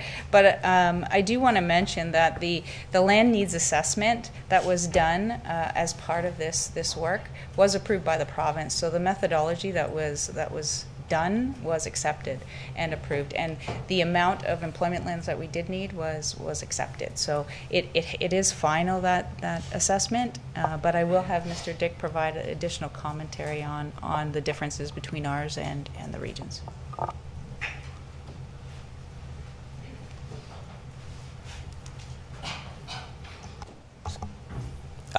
Great question. Through the mayor to the councillor. So what you're seeing, so the region was doing a land needs assessment and we were doing an employment land strategy. Our strategy is more detailed than the higher level regional land needs assessment, and the region looked to us to inform their strategy further. So as we got more into the weeds and the details, they used our information to plug it into their assessment. And they, in the end, were in agreement with our numbers. Okay, thank you for that. Thank you. Thank you. Okay, I've got Councillor Baldinelli. Thank you, through me, Mr. Mayor. Thank you very much for your presentation, was it Mr. Drebin? I'm glad you're an environmentalist. But to me, I'm just wondering about these lands, the employment strategy. Is it possible to have industrial lands located further away from development, or back in the same area where it currently is? For example, Stanley Avenue, we currently have employment lands there, correct? Industrial lands. And then we have across the street, we have a lot of the undeveloped area where, for example, Marine Land would be. Why wouldn't we keep that? Because it's been there since my grandfather was riding his bike back and forth to the carborundum. That area for industrial use. It sounds like a better plan, and then allow the development around, away from water, actually, and keeping everything environmentally sensitive areas available, because they don't make them anymore. And another 50 or 60-year-old trees and canopies, like I had mentioned before, take 50 or 60 years, and we are having problems right now. And like Mike said, and Mr. Thompson, we need homes now, and they're ready to put a shovel in the ground, and I think we should be looking for that type of development now. Employment strategies, to the year 251, we can wait a little longer. I'm sure that there's lots of jobs available right now, and people are looking for work, and employers are looking for people. So I think we should maybe look at different areas and keeping industrial with industrial and letting development around the suburbs continue. Thank you. Okay, just to address that, we're going to have our Director of Economic Development, Serge Felicetti, just to address your comments. Yes, through your worship, Stanley Avenue Business Park is industrial. We're maxed out. There's no more additional land in that area. This employment land strategy was really to look at a new business park for the city.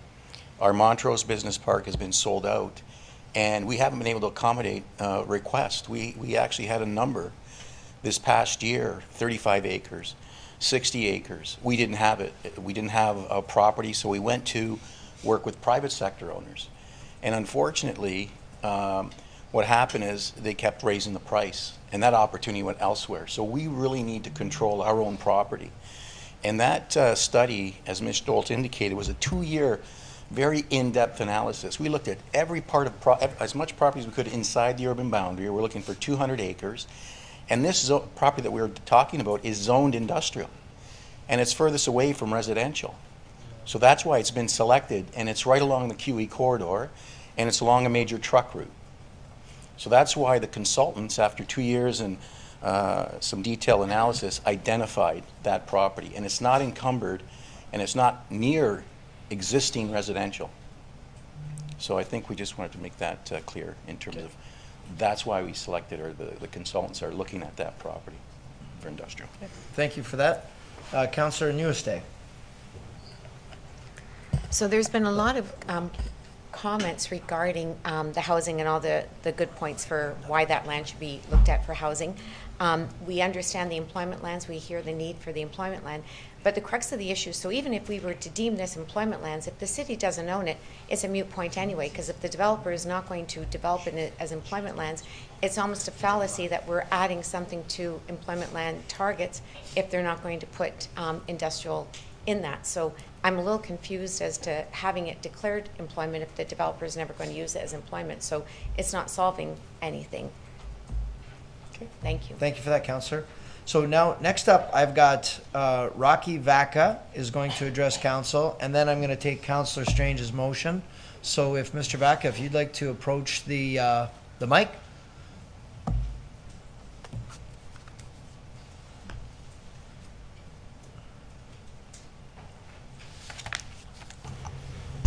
Good evening, Your Worship, members of Council. I appear on behalf of Fruitbelt Developments and its principal, Fred Costabile. I will try to be brief. We have read the staff report in OPA 147, and we agree with both. We have also read the letter submitted by Ms. Smith of Turkstra Mazza on behalf of the owner of 9015 Stanley Avenue, and we support her request that these lands be carved out of OPA 147. Finally, we have read the letter submitted by SciTech's council.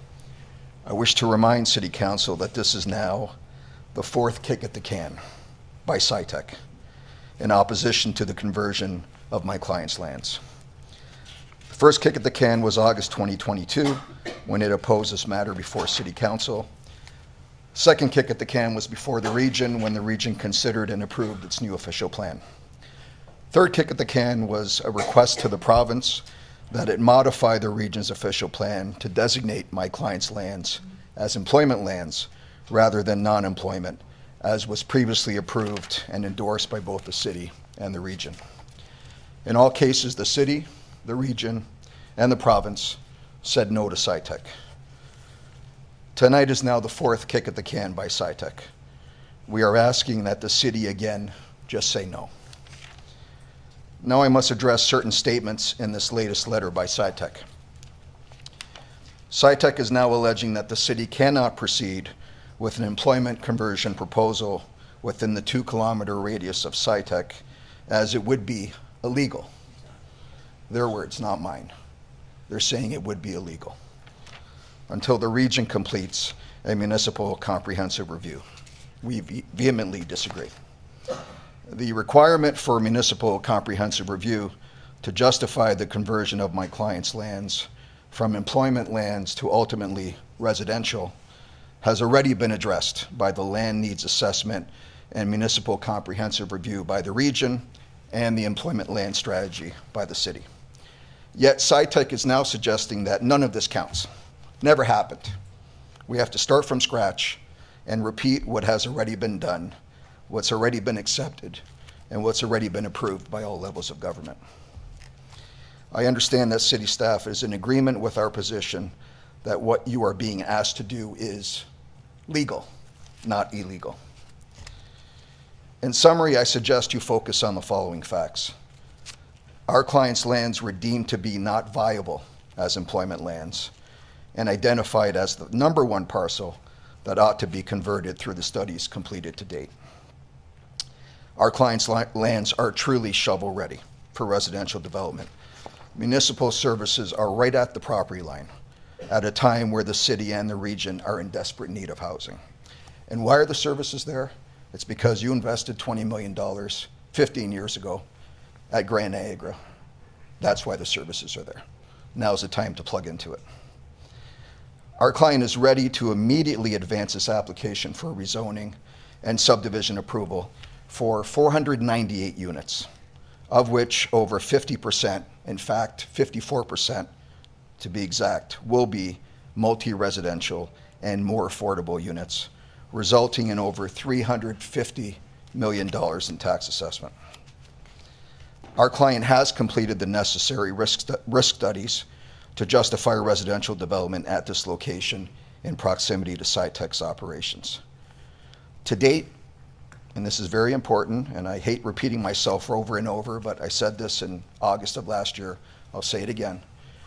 SciTech has not provided evidence of any ministry requirement in any certificate of approval or operational license or regulation supporting a 2-kilometer arc or radius. They've been asked to do so, and they have not done so. The obvious inference you can draw from that fact is that it doesn't exist. If someone asked me to prove that I was right and I had a document that did it, I would laminate it, I would make 1,000 copies of it, and I would give it to anybody who asked. Instead, they haven't done anything.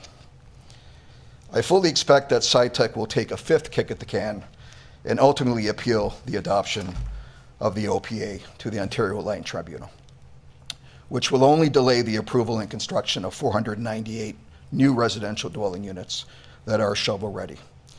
There is nothing we can do to stop that, unfortunately. Notwithstanding, SciTech continues to insist upon the application of a 2-kilometer radius which for all intents and purposes sterilizes over 1,000 hectares of land. 1,000 hectares are sterilized from residential or other forms of non-industrial development at no cost to SciTech, but at heavy cost to the owners of these properties and the city, and lost tax revenue within this non-existent 2-kilometer radius. In conclusion, we ask that you adopt OPA 147 before you, once again as amended, to carve out the 9015 Stanley Avenue lands, which we fully support. I'd be happy to answer any questions. Thank you, Mr. Baca. Any questions of Mr. Baca of Council? Councillor Patel. Thank you for answering, Mr. Baca, that you said that there is no report confirming that within the 2 kilometers it's not safe to build a house in that 2 kilometers. Because my question is, what is stopping anything that's very affecting human life within those 2 kilometers? What is stopping that from that 2 kilometers to coming out? Because what makes it safer within 2 kilometers, and when you come outside that line, what makes it safer? Because I live around the same area, and there are 3 schools there. So what is there? Is there some kind of wall or fence that's stopping the spills from coming out? I'm just looking for answers. Well, all I can share is what I know, and there is no science supporting a 2-kilometer arc or radius. This company has been in operation for decades. They have licenses that are approved and renewed and reapproved, and nowhere in their documents, and we've looked, and I know your planning director has asked them to produce it, nowhere is there mention of a 2-kilometer requirement. Nowhere. And they've been asked to produce it, and I think it's been now 9 months since they were first asked to produce it, and still nothing. So you can draw whatever inference you want to draw from that. So what guidelines were used when they put in this 2-kilometer arc? I wonder if you know it, or... I can share what I know. I was a very young lawyer at the time. My understanding is the 2-kilometer arc came out of I believe it was the secondary plan that included the Warren Woods subdivision. So that was the first time there was development within 2 kilometers of SciTech. SciTech opposed the development.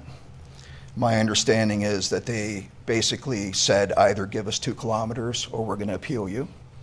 The developers needed to get moving with their development for financial purposes. So basically, they agreed. There was no science behind it, as far as I'm aware.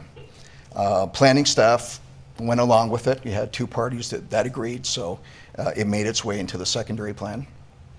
Since then, every time there's been another secondary plan within 2 kilometers, SciTech has said, okay, time to do it again, guys. You did it the first time, you got to do it again. And no one ever questioned them as to, show us where you require 2 kilometers. It happened a 3rd time with a 3rd secondary plan. It's not happening this time, not with my client. So if they're entitled to 2 kilometers and there's a ministry document that says it, that's fine, we'll deal with it. But when you've been asked to produce it, and as a result you've sterilized for the last 25 years 1,000 hectares of land, you should be really upset with that. Really upset. Hey, Councillor? Yeah, my concern is what's not safe in within 2 kilometers is safe outside of 2 kilometers. We have thousands of people living there. Mm-hmm. So I just don't understand the parameters that put around it. And another question I have is from your client is planning 498 units there. Is there any affordable housing in those units? Well, 54% are being designed as multi-residential units. So there'll be stacked townhouses, apartment buildings. Now, it all depends on what definition of affordable housing you use. We're indicating that once you have apartment units and stacked townhouses, those are on the more affordable side, obviously. And those are the majority of the units versus the single-family units that are more pricey. So depends on what definition you use, but we'd like to call them more affordable. I don't know if there is a set definition that everyone's agreed on, but the majority is going to be not single-family units, which, as a result, are more affordable. Thank you. Thank you. Thank you for that. Any other questions of Mr. Vaca? Councillor Lococo. Thank you, Mr. Mayor. Through what Mr. Vaca said about the 2 kilometer that he keeps asking for the documents and they're not being produced, that is where I was trying to go earlier. Can we not finalize this issue by either getting the documents or not getting the documents? I know we have a risk assessment, but can we not just settle this? Because that area of the city is being limited about what we can do because of this 2 kilometer. And is it, is it legal? Is it an agreement that we have? Is it with the ministry? I think we really need to dig down and come up with the reasons why it was done and what can we do moving forward. If it is, fine, let's deal with it. If it's not, then we should be able to put housing out there and look at the lands for what we need at that time, whether it's employment or residential or whatever, but we have this erroneous 2 kilometer arc that may not be legal. Our CAO is going to weigh in on that. Thank you. Through the mayor to the councillor, I think the most efficient way to do it, unfortunately, as Mr. Vaca said, this will probably be appealed at the OLT. The OLT will make a ruling on that part. From an operational point of view, our fire chief, when he has operations, doesn't care about the 2 kilometer arc. He has his guidelines from the province and how he deals with any issues at SciTech and how that impacts it. This was a planning matter that related to a secondary plan that the company was able to get agreement to. At this point in time, Mr. Vaca's client is not in agreement with that. We can't have a planning rationale to support that, so we're supporting our basis that's going up. As Mr. Vaca says, it's going to probably be appealed by SciTech and it'll be settled at that appeal level. I think that's the most efficient way to deal with this matter. Yeah, Councillor. Mr. Mayor, through the CAO, if it does go to OLT, will that be for the whole of the city or not, or just for Mr. Vaca's client? Like, will we be able to utilize that document forever that we can build within a certain radius of SciTech, or is it just for that specific property? The current 2 kilometer thing is not for the whole of the city currently. We can't justify that at this point in time. What's happened is it was essentially a perceived past practice that SciTech would request all the time. And therefore, there's nothing stopping SciTech from trying to exert it on another application or another application. But at the end of the day, we're going based upon our planning rules. If the ruling goes against our planning rules, then we'll go back and readjust at that point in time. But we believe we're moving forward in the appropriate manner, and Mr. Vaca would have to defend his client's application by SciTech. But as far as the official plan goes, we're not, we're moving forward with it as it's written in the official plan at this point in time. Okay. I don't know. I'm going to look at Ms. Dolch and see if she can add anything to it. Thank you. And I just wanted to add, I did, and just so you're aware, I did contact the ministry to see if they had any documentation to verify a 2 kilometer radius or anything like that. They don't have anything on the MOE certificates. They advised me they didn't have anything. They checked with their planning division. They didn't have anything, or were not aware of that one. Secondly, the region's new policy will not allow additional conversions beyond this one, because we dealt with this through the MCR. The new policy that was put into place under the region's official plan won't allow additional conversions of industrial land without a future MCR review. So we will have that within that 2 kilometer radius. So that is in the policies. So that is something we will have to factor in the future, because it's in policy in that. Thank you. One further question. If someone owns a piece of land within a 2 kilometer radius of SciTech and they're allowed to build a house, or they want to come and build a subdivision, what will the city tell them? Can they build or not, because it's within 2 kilometers? SciTech can come back later on and say no, but what will the city tell them? Ms. Dolch? Thank you, Your Worship. Through you to the councillor. It depends on the area, but if it's outside of Grand Niagara, because Grand Niagara has a 2 kilometer policy in it based on the secondary plan. If it's outside of those areas, obviously, depending on the designation and things like that, we would be, we wouldn't, again, this 2 kilometers is in my opinion, a bit fictional. I haven't seen anything to really justify it through planning documentation, mind you. I know SciTech may have some some reasonings for 2 kilometers, but I haven't seen anything. I've asked repeatedly, and I haven't seen anything to justify it. So just to confirm, we would not deny an applicant of building in that area if it was allowed outside of the Grassy Brook, the Grand Niagara. We would not say that they couldn't. SciTech might come back later on to say that they can't, and we can deal with it then, but the city is not going to tell people no if it falls within the guidelines. That's correct, with the exception of secondary plan areas. Okay. Thank you. Okay, thank you.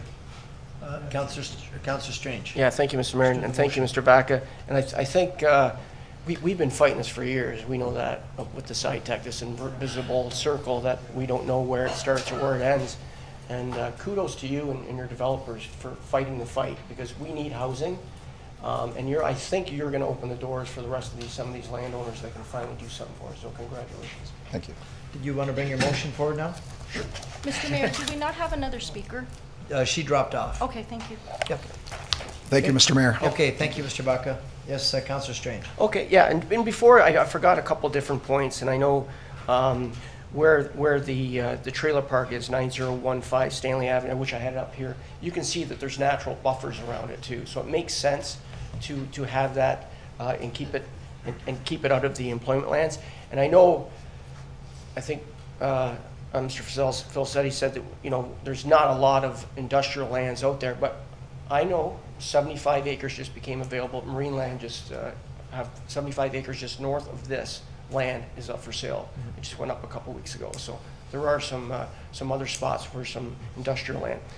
Okay, I'm going to go on with my motion. Yes. Motion recommend that council receive recommendations from staff regarding adopting official plan amendment number 147 to implement new employment policies and site-specific conversion.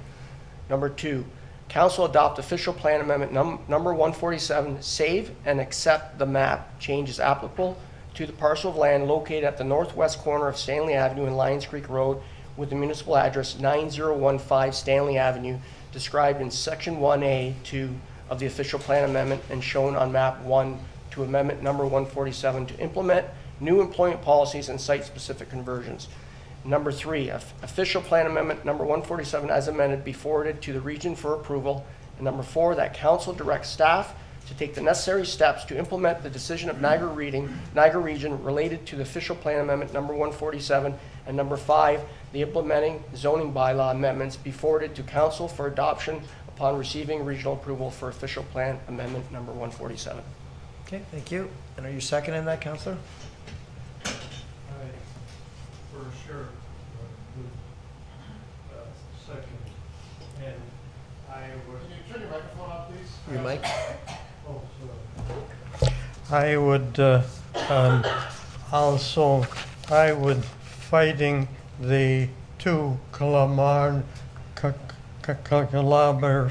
for years, and I was told, well, if they got chemicals there and it's toxic, and if they had a fire, that's why the 2 kilometers was set aside. And I was saying to them, why don't you make sure you have it, everything stay inside, so you don't have to have 2 kilometers. That's sad. I would second the motion for Councillor Strange, and I would suggest the staff look at the west side of marine land, all that land which is up for sale now. They're selling the park individually, and I think there's a great opportunity. And I was on Montrose Road in the south, and there's I was told there's 100 acres vacant there with a sale sign on it. I think we gotta go to the region and tell them what we're doing with our properties that want to develop, and make sure we're going and getting employment lands that's available now substantially, and we don't have to have a problem with the preventing development. Anyway, a second motion. Recorded vote, Mr. Mayor. Okay, yep. Mr. Clerk, have a recorded vote. Mr. Mayor, before Yes. you go to vote, I have a comment. Yeah, okay, Councillor Lococo. Thank you, Mr. Mayor. I think tonight we've come a long way. We've addressed a lot of the properties that were in question. We addressed the two properties on Stanley Avenue. We addressed the McLeod Road. We did not address Mr. Drebin's Road. And my other concern is the employment lands along the Welland River. The EPA,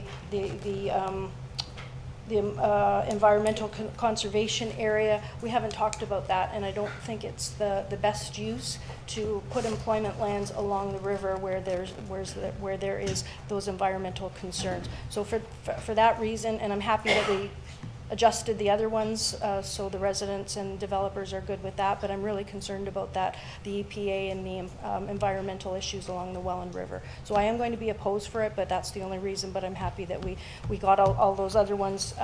It's unfortunate that we couldn't deal with Mr. Drebin's, though. Okay, thank you for that. Hey, Mr. Clerk? Okay, council's all heard the motion, moved by Councillor Strange, seconded by Councillor Thompson. I'll ask that you reply in favor or opposed. Councillor Baldinelli. Favor. Councillor Campbell. In favor. Councillor Lococo. Opposed. Councillor Nieuwesteeg. In favor. Councillor Patel. In favor. Councillor Pietrangelo has declared a conflict. Councillor Strange. In favor. Councillor Thompson. Yes. And Mayor Diodati. I'm in favor. And that passes. Okay, thank you for that. Great. So thank you, Shabaka and group. Thank you for that. Okay, so Mr. Clerk, what are we going to now? Yes, Your Worship, I'd suggest that we move forward to item 14.1 on the agenda. Okay. This was a notice of motion that was brought to council's attention back at the last meeting of February 28th. And I know we have a few speakers and people in the gallery that would be interested in this topic. Now, Mr. Clerk, there's advice, legal advice in there. What order do we do? Do we start with that, or do we start with speakers? Are we going to have a full-out meeting, or what's your direction? Well, I think the intention would be to allow those that have registered to speak, given that opportunity, and the rest would be the will of council. Okay, so maybe we should bring Councillor Pietrangelo back in the meeting? He doesn't have a conflict on this, does he?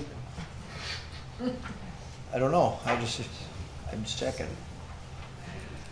He's coming? Okay, He's good. part of the Center Street gang.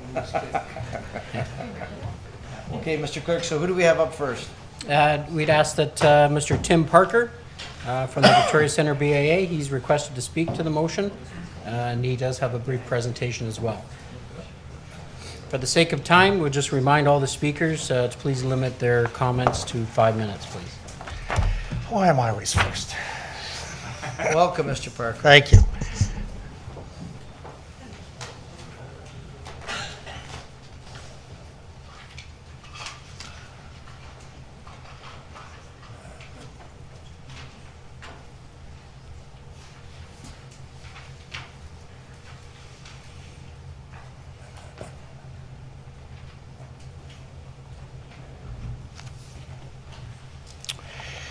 Okay, good evening, Your Worship and council members, viewing public. My name is Tim Parker. I'm the Office Administrator for Victoria Centre BIA. Today we've got in the gallery some of our members from the Victoria Centre BIA, as well as our Chairman, Eric McCone. As my presentation has been on the city website agenda since last week, I will let the presentation automatically advance forward and speak about the talking points. Some history for the new councillors and the viewing public. The topic about Center Street, and Center Street only, this is no way talking about patios or other streets in the city, specifically Fallsview Avenue. Center Street, closing it, turn into one way, or any other form of change from its present way has been long discussed. As early as the beginning of the streetscape project in Victoria Centre BIA in 2005, the business operators and the Victoria Centre BIA as a whole have had long discussions in the redevelopment of Center Street. The discussions always ended up in the same resolution: leave Center Street to operate as two-way traffic. In 2019, the unthinkable COVID-19 was declared. In May of 2020, I personally had discussions with the Clifton Hill BIA Chairman, Harry Oakes. Both boards of the Victoria Centre BIA and the Clifton Hill BIA were not in favor of making any changes or modifications to Center Street. But after long discussions, and for the benefit of our food operators on Center Street, all parties agreed to help the operators out during these very difficult times. May of 2021, the Victoria Centre BIA and the Clifton Hill BIA voted to reopen Center Street to its normal status. May of 2021, city councillors decided to compromise and open Center Street only for night patio operations only, thus paying for an expensive operation of the taxpayers to remove and replace construction barriers twice a day for the season. April of 2022, after discussions once again with the Victoria Centre BIA and the Clifton Hill BIA Board of Directors, it was once again voted to return Center Street to its normal status. April of 2022, City Council decided to turn Center Street into one-way traffic, going north in traffic flow. In the 2022 tourist season, only two food operators on Center Street opened patios. A third operator installed a patio, but never opened it. During the summer of the season of 2022, with the help of the Clifton Hill BIA, the Victoria Centre BIA took 3 pictures a day, each day from June to September, to monitor the use of the patios and the traffic flow on Center Street. Pictures were taken each day at noon, 6 o'clock, and 10 p.m. This information was gathered to better inform the Victoria Centre BIA Board of Directors for its future decisions about Center Street. The pictures you see today are the pictures with dates and timestamps. None of the pictures have been modified in any way. All 252 pictures of the season are available for viewing if so desired. After reviewing the photos, it would appear that the patios were seldom used. The one-way street created a bottleneck as cars stopped and parked on the roadway. Delivery vehicles were constantly blocking the roadway, and standing pedestrians were in the streetway. This created a huge traffic congestion in one of the most busiest intersections of the city in the tourist area. As bylaw did their best, bylaw cannot be on site 24 hours a day to move parked vehicles along. The installation of barriers to develop the one-way street from the city presented the road as a construction area and closed to the public. Discussions with emergency agencies raised concerns for the BIA as the road is not within the 6-meter legal provincial guidelines. Thus, emergency services like fire service cannot use all, and I repeat, all of their equipment in the event of an emergency. This was unknown to the BIA's Board of Directors last season during the 2022 season.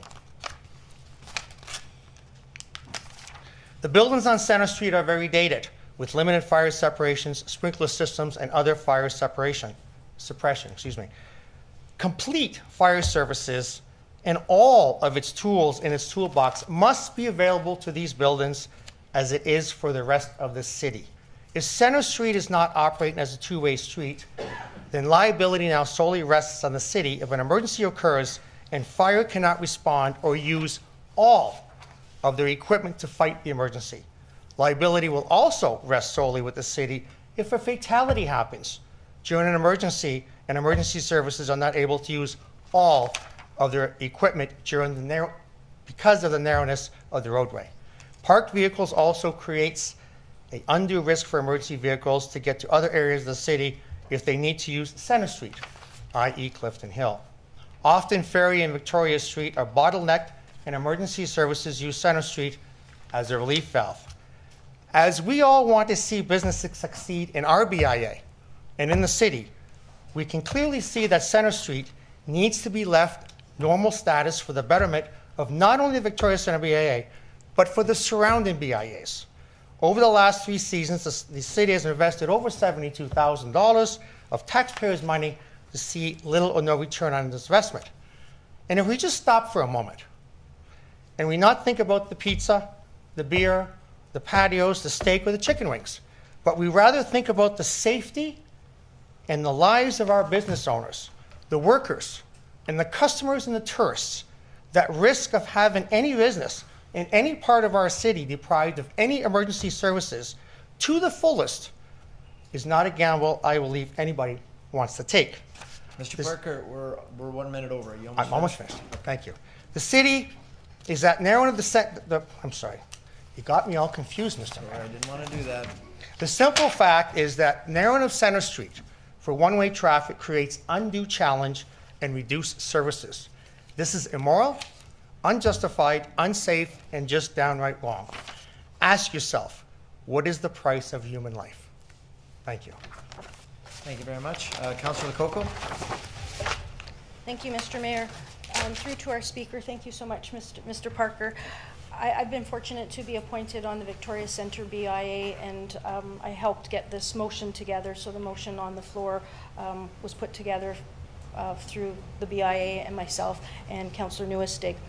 Mr. Parker brought up about safety, so I was wondering, I had a few questions for our fire chief. I have talked with him earlier and he knows that I'm going to be asking him, but I wanted to point out that the Ontario Building Code in section 3.2.5.6, the access route design states that a portion of a roadway or a yard provided as required access route for fire department use shall have a clear width not less than 6 meters unless it can be shown that lesser widths are satisfactory. So I'd like to speak to our chief if he can talk about why we put the one way in Center Street. What are some of the challenges? What are some of the tools that we can use? What are some of the tools that we can't use? What are some of the alternatives? How to fight a fire with different tools if there was something to happen on Center Street? Chief, did you want to address the fire issues as the expert? Yes, if I may, through you, Your Worship.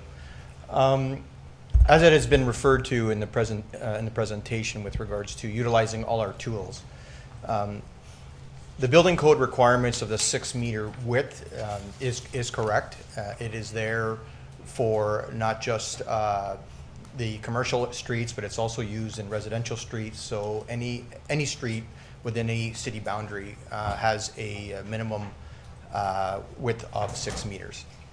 And in this particular situation, when we speak of our tools, with regards to our apparatus and the width and the size of our trucks, and that's what we're talking about, is we have the ability to travel down Center Street with the restricted access with all of our fire apparatus. Our fire apparatus are not any wider than any other commercial vehicle that's on the road today, i.e. garbage trucks, school buses, etc.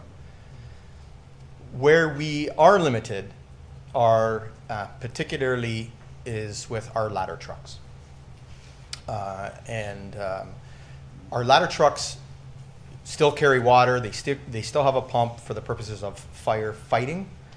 But what they also have is a ladder to be able to do a few things, and one of them is to elevate what we call an elevated water supply. So we were able to throw water from a much higher than from the ground if in the event that we needed to protect exposures or put out fire inside of a building. The other reason why we'd use a ladder truck would be to gain access to a rooftop. And another reason would be, for example, if we needed to work at an elevated platform where perhaps the roof was unstable, we could work right from the ladder itself. So these are just certain examples of why we would use that type of apparatus. Why we're limited on Center Street is because in order for us to elevate the ladder, we have outriggers that come out of the side of the vehicle. Thus, we need a minimum 6 meters in order to utilize the outriggers so we can elevate the platform. In this particular area on Center Street, because of the barriers, we don't have the 6 meters, so that is one tool, if you will, that we could not utilize if a fire was to occur in this area. But it is a tool. We have other ways that we could potentially utilize. For example, just because we have a fire in this area or any other area of the city, we don't always necessarily use a ladder truck if it's not required. So to say that it would always be required, I can't say that. There's many variables and circumstances which we would. But what we do is we bring all of our resources to an emergency, and we will use what we need if the circumstances warrant those situations. We are able to access certain roofs. The buildings in this particular area on this street aren't that high that we could not access them from the ground utilizing ground ladders, just to put it into perspective. And in saying that, just because there was a fire in Center Street and the barriers were not there doesn't necessarily mean that we would actually set up the aerial device in that particular area. So there's wind direction, there's collapse zones, there's many variables that will dictate whether we use that. And first and foremost, it's obviously the safety of our staff. So yes, we are limited to be able to use all our tools, but the ladder trucks, and we have two of them. One is located at Station 1 on Morrison Street, and the second one is located on McLeod. And they travel all over the city with regards to whether we have a large structure fire in a commercial building or an industrial facility, or whether it's a residential building. They're always there at our disposal, but we don't always use them, again, depending on many variables. Thank you, Chief. Thank you to the Chief. Through the Mayor, just a couple of follow-up questions. So I think it's safe to say by having Center Street one way, we are limiting one tool that we could use, but we do have other tools to use. Is that, if I say that, is that a correct statement? That is correct. Okay. Do we have any other streets in the city of Niagara Falls that are less than 6 meters? I don't believe so, but I'm not 100% sure that we do, but I'm fairly sure that we don't have any other streets that are less than 6 meters wide. Okay, thank you. I know tonight in one of the planning documents that Ms. Dolch put together talks about a 6 meter wide road width, so I guess that's standard, that's in the building code. That's correct, right? Again, through you, Your Worship, yes. In certain subdivisions, if the road width is narrow but still complies with the 6 meters, you'll notice that there's no on-street parking. And for example, for townhouse developments, etc., they'll have designated visitor parking off to a different area to ensure that we have that minimum width. Okay, thank you. One more, well, two more. So if I was to have a special event tomorrow and I wanted to apply to the city to close down my street to have a street party, but the width would be less than 6 meters, would that application be approved based on the width of the street? Through you, Your Worship, the guidelines through a road closure for a special event would recommend a minimum 6 meter emergency access. Okay, thank you. And I guess my last question, I think that's all for the Chief. My last question is about the safety, and if we can speak to Ms. Pignardi about the safety issue. I know that Mr. Parker talked about liability. If we've talked about some of the liability, we've talked about the tools, we've talked about the safety, how we can fight a fire there if there is an issue, is there a liability to the city or to council if we continue this street closure? We originally agreed to it for COVID. We're not in COVID anymore. And when I did speak to the Chief, we talked about what the future. So there were some discussions about, well, what's going to happen next year. His recommendation, and correct me if I'm wrong, the Chief said that his recommendation would not be 6 meters, less than 6 meters again. So can you talk about liability? If there is a liability and it's shown to us and we're given all of the information, is the city liable in any way? Through the chair, if this is a request for legal advice, it should be in camera and not an open session. Thank you. Okay. Thank you. Thank you. I'll let the other speakers speak, and then I might want to revert back with some more comments. Okay. Thank you. Do we have any other, do we have other presenters tonight? Yes, okay. Mr. Clerk, did you want to introduce the other presenter? So I'm sorry, were there any other questions to the current speaker? Okay, so any other presenters, Mr. Clerk? Yeah, I just wanted to point out that the agenda, the order of business does talk about Mr. Jake Mayer as speaking on behalf of Phil Pascoe. He has submitted everything in writing and a presentation as well. Obviously, he was in favor of the February 2022 motion. So next we would go with Naveen Shahani from Spark Steakhouse. He has requested to speak to council to address his concerns with the proposed motion. Okay, thank you. If you'd like to come up to the microphone here. Just have to state your name and your address, if you would, please. Naveen Shahani, address is 5019 Center Street, Niagara Falls. As per my letter that I've already submitted through Mr. Matson, last year's motion sometime in February indicated to the business owners on Center Street that we could go ahead and spend money to beautify the patio, as was the complaint of the VCBIA. My business in particular, I can't speak for the other businesses in the area.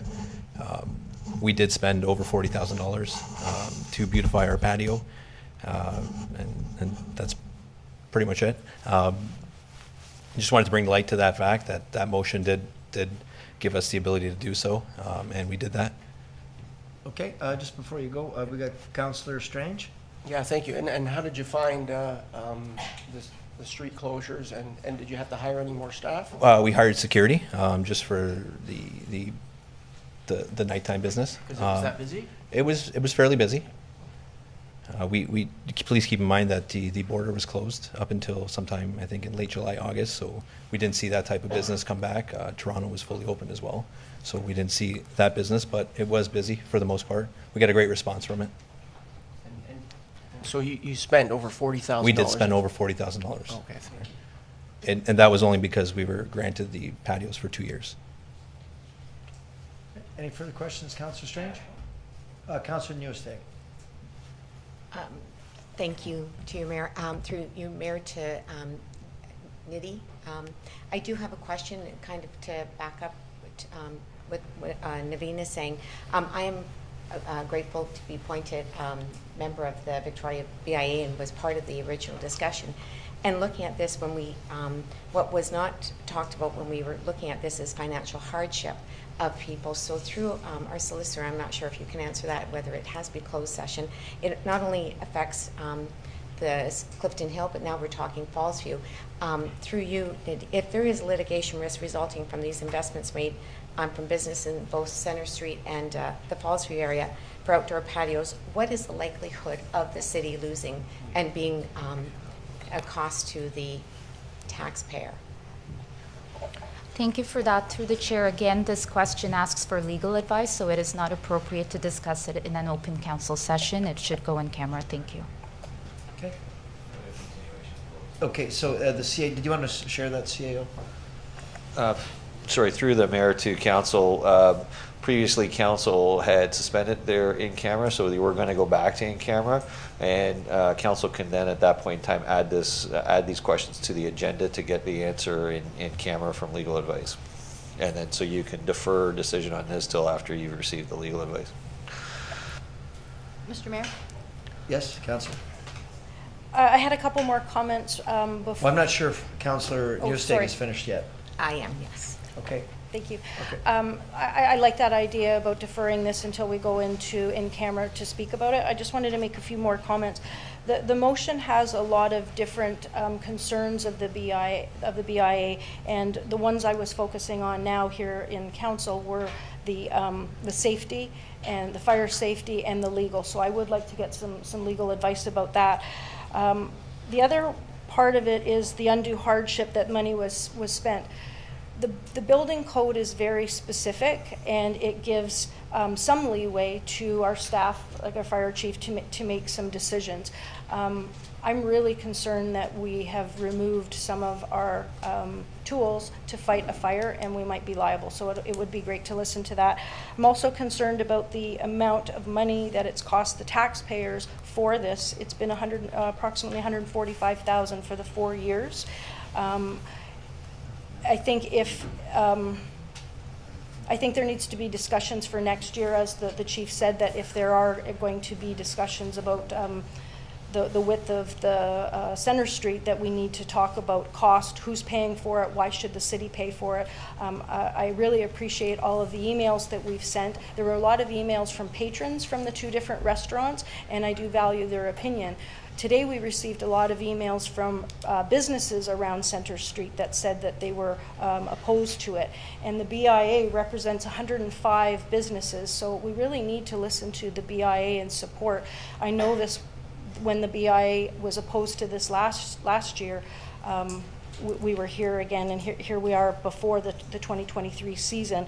So fire, safety, taxpayers' dollars, and I would like to get the legal advice when we go in. So I will put a motion forward to defer it until after our in-camera meeting to talk about it. To defer what? To defer the discussion and continue on with this discussion. So maybe I can get some direction from our clerk on how we would go about that. I think it would just be more appropriate to have a motion to go in into closed session for the reason for legal advice as per the Municipal Act. There's no reason to defer anything. We would just basically hit the pause button by going in camera. Okay, that would be fine. Okay. So a motion to go in camera. Yeah, well, are we going to do this now, or? We were going to do it after this one anyway, weren't we? No, yeah, but we skipped ahead of everything on the agenda to do this because the people that are here, we've got to go in camera for all the other matters that we haven't addressed. Oh, we weren't going in camera after this one.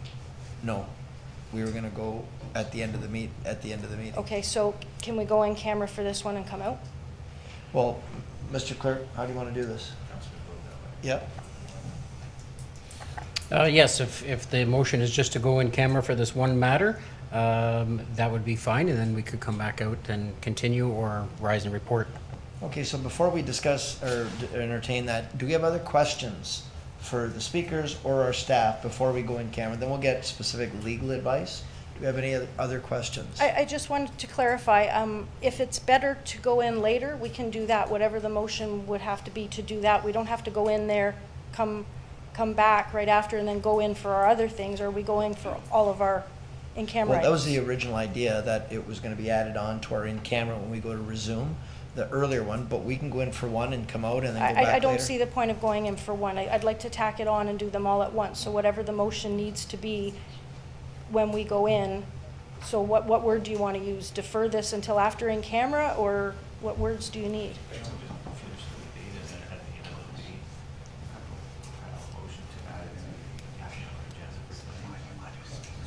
Okay, so do you want to suggest that then, one of them, Bill?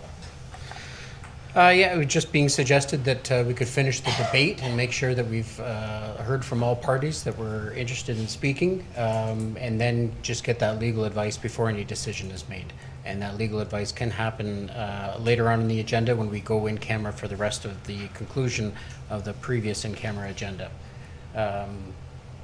In stating that, I just wanted to point out that the memo that I included prior to the listing of the resolution on today's agenda is just to give a little bit of background as to what that original motion was from 2022.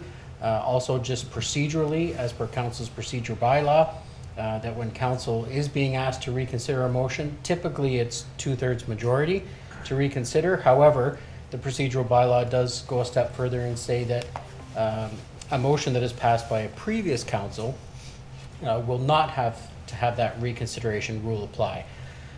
Thirdly, the procedural bylaw goes one step further to say that the bylaw, a matter cannot be reconsidered in the event that actions have been taken that, if reversed, would cause undue harm to persons that have relied on the original decision. So we just heard Mr. Shahani state that he spent upwards of $40,000 on his patio. I know that Mr. Pascoe has also stated in his correspondence that monies were spent. So, I just wanted to point out that if council does deem that undue harm, then as per the procedural bylaw, this matter can even be reconsidered. But I do appreciate the discussion and council's listening to the speakers that we've had registered today, and really it's the will of council from this point out. Okay, thank you, Mr. Clerk. So I saw a couple of hands. Okay, we got Councillor Patel and Councillor Campbell and Nieuwesteeg as well. Okay, all right. So Councillor Patel. I think Councillor Campbell was before. However, I just wanted to say, I think there are more speakers that wanted to oh, come okay, before council. okay, okay. You go ahead, Councillor Patel. Mr. Mayor, to Ms. Lococo, if we can't undo the previous council's decision, what's the point of going in camera? Right. That's exactly what the clerk is saying. Right. So maybe we could just get from our solicitor, Ms. Pignarti, I know you can't give us legal advice in public, but based on that last line, would you suggest somebody may have had undue harm, such as Mr. Shahani has suggested, or is that something you have to answer in camera? Through you, Mr. Chair, I think that's something I would have to answer in camera, Okay. just because of the nature of the question. I understand. Okay. So that we have to go in camera then? Well, yes, to get, I guess, that direction. I suppose, Mr. Clerk, what's your suggestion?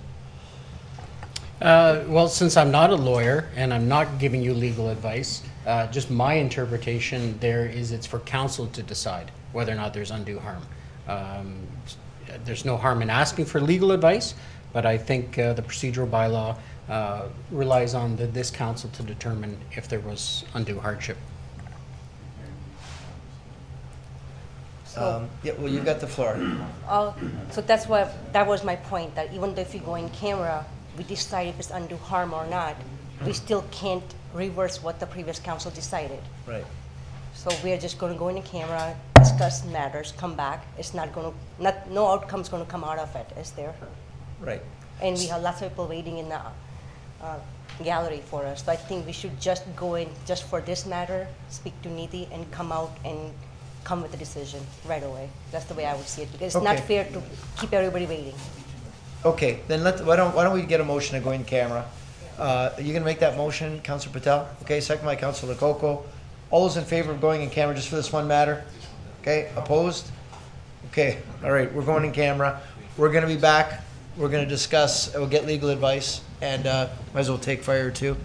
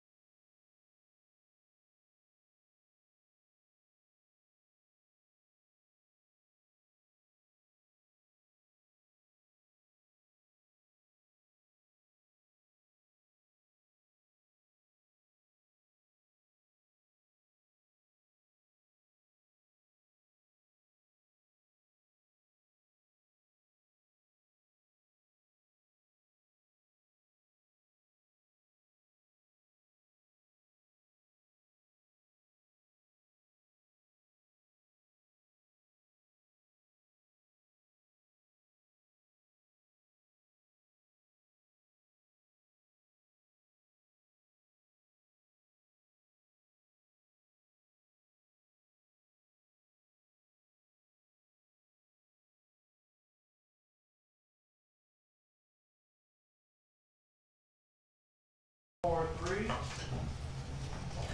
thank you everybody for your patience. We just had to go in camera to get legal advice. I know I'm now going to open the floor up to council for next steps. Councillor Lococo. Thank you, Mr. Mayor.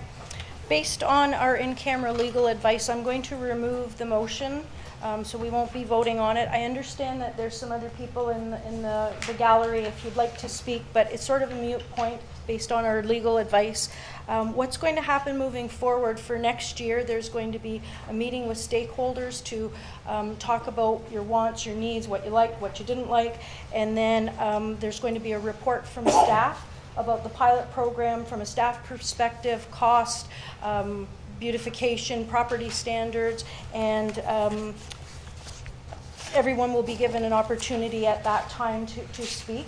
So right now it's mute. The motion is going to be removed, and I thank everybody for their comments, and I appreciate the work from the BIA that we put into this, but unfortunately, due to the legal advice, I'm going to remove that. Thank you. Okay. All right, thank you very much, Councillor. So, Mr. Clerk, what is next on our agenda? Where are we going to now? It's your worship. I think we should just resume back at the report section, and we were on section 8.5 under reports. Okay, thank you for that.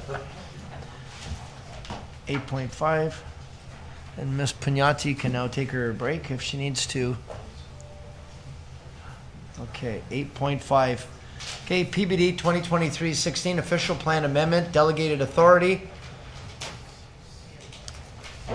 Yes, Councillor Pietrangelo. Yeah, thanks, Your Worship. I just want to say that this is a really nice report to come forward. You know, oftentimes, especially you probably, you know, get a chance to talk about streamlining City Hall and making the process easier. And that's what this is all about. It's all about kind of taking those different amendments that council might deal with that are very onerous for people to go through, and just putting them in staff's hands and giving staff the authority to approve those. I mean, most people don't even know what deeming bylaws are, or lifting part lot control, things like that. And they show up on our agenda all the time, and people always get worried they have to wait until a council meeting. And there's a time lag there, right? So it's a great idea to let staff kind of deal with those. The two questions I had before I read the report is, you know, would we be able to reverse this if we wanted to? And yeah, obviously we can.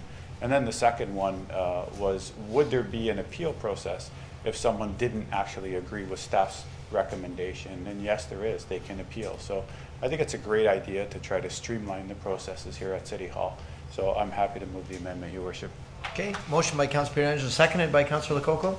Thank you, Mr. Mayor. I will second it, but I had a couple questions on them. Okay. I guess through the mayor to Ms. Dolch. The first one regarding open houses, we talk about waiving requirements for open houses. I'm all about open transparency, letting people know. Can you expand a little bit on what are we waiving, on what projects would we be doing that on?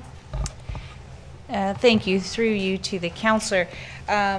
So the open houses are really for minor zoning amendments, and sometimes we get minor zoning amendments that really don't have a lot of public weight to them. They're just technical amendments that are something that don't have a lot of public participation normally. So those are things we'll have to weigh and make sure that the public component isn't required before we do any waiving of that. Obviously, there's still a requirement for public meetings, things like that, but we might forego the open house just to go straight to a public meeting. And further on that, about a minor zoning amendment, would that be a zoning minor variance for Committee of Adjustments, or that's separate? Through you to the councillor. That's a separate matter. So a minor variance is a different aspect. A minor zoning amendment, and we've kind of outlined them, housekeeping amendments, removal of a holding provision. So those are minor zoning amendments that the council does have to deal with. We do bring them forward. And again, we've been very specific on the housekeeping. So it's things that wouldn't impact, it's more terminology, things like that, just to help us do our jobs better. Okay, thank you. Regarding the temporary use bylaw, when I think temporary, I think a short period of time, but it talks about temporary being up to 3 years. To me, that's not temporary. Why would we, if you put something in for 3 years, our neighbors and province beside the development, they have to deal with it for up to 3 years. That's not temporary. Thank you. I will answer that question. So temporary use bylaws are under the Planning Act, so it is a requirement, and it does allow them up to 3 years. So that's something that we allow. Obviously, we'd look at the nuisance impacts as the temporary use, depending on what it is. For example, sometimes you'll have LCBO in some instances having to be in a trailer may be a temporary use depending on the sites. So those are things we'd look at, the impact of traffic, other things to determine if it was a negative impact or nuisance. So we would ascertain whether or not we could support the temporary use, making sure there's no negative impacts to the surrounding community. And I do appreciate that it is a 3-year time period, but it is something we factor in. Okay. Through the mayor, just one more question, one comment. It's also about agricultural purposes. Could you explain that about the agricultural purposes? It's land that we definitely want to protect. And you talk about surplus farm dwelling, severance, prohibit for future residential on the agricultural land. Could you expand on that? Sure, thank you. Agricultural purposes only zoning is a result from a consent application, and a lot of times people will sever off their surplus farm dwellings, as you indicated, and what happens in that scenario is we will support a severance of a surplus farm dwelling provided it meets the policy threshold.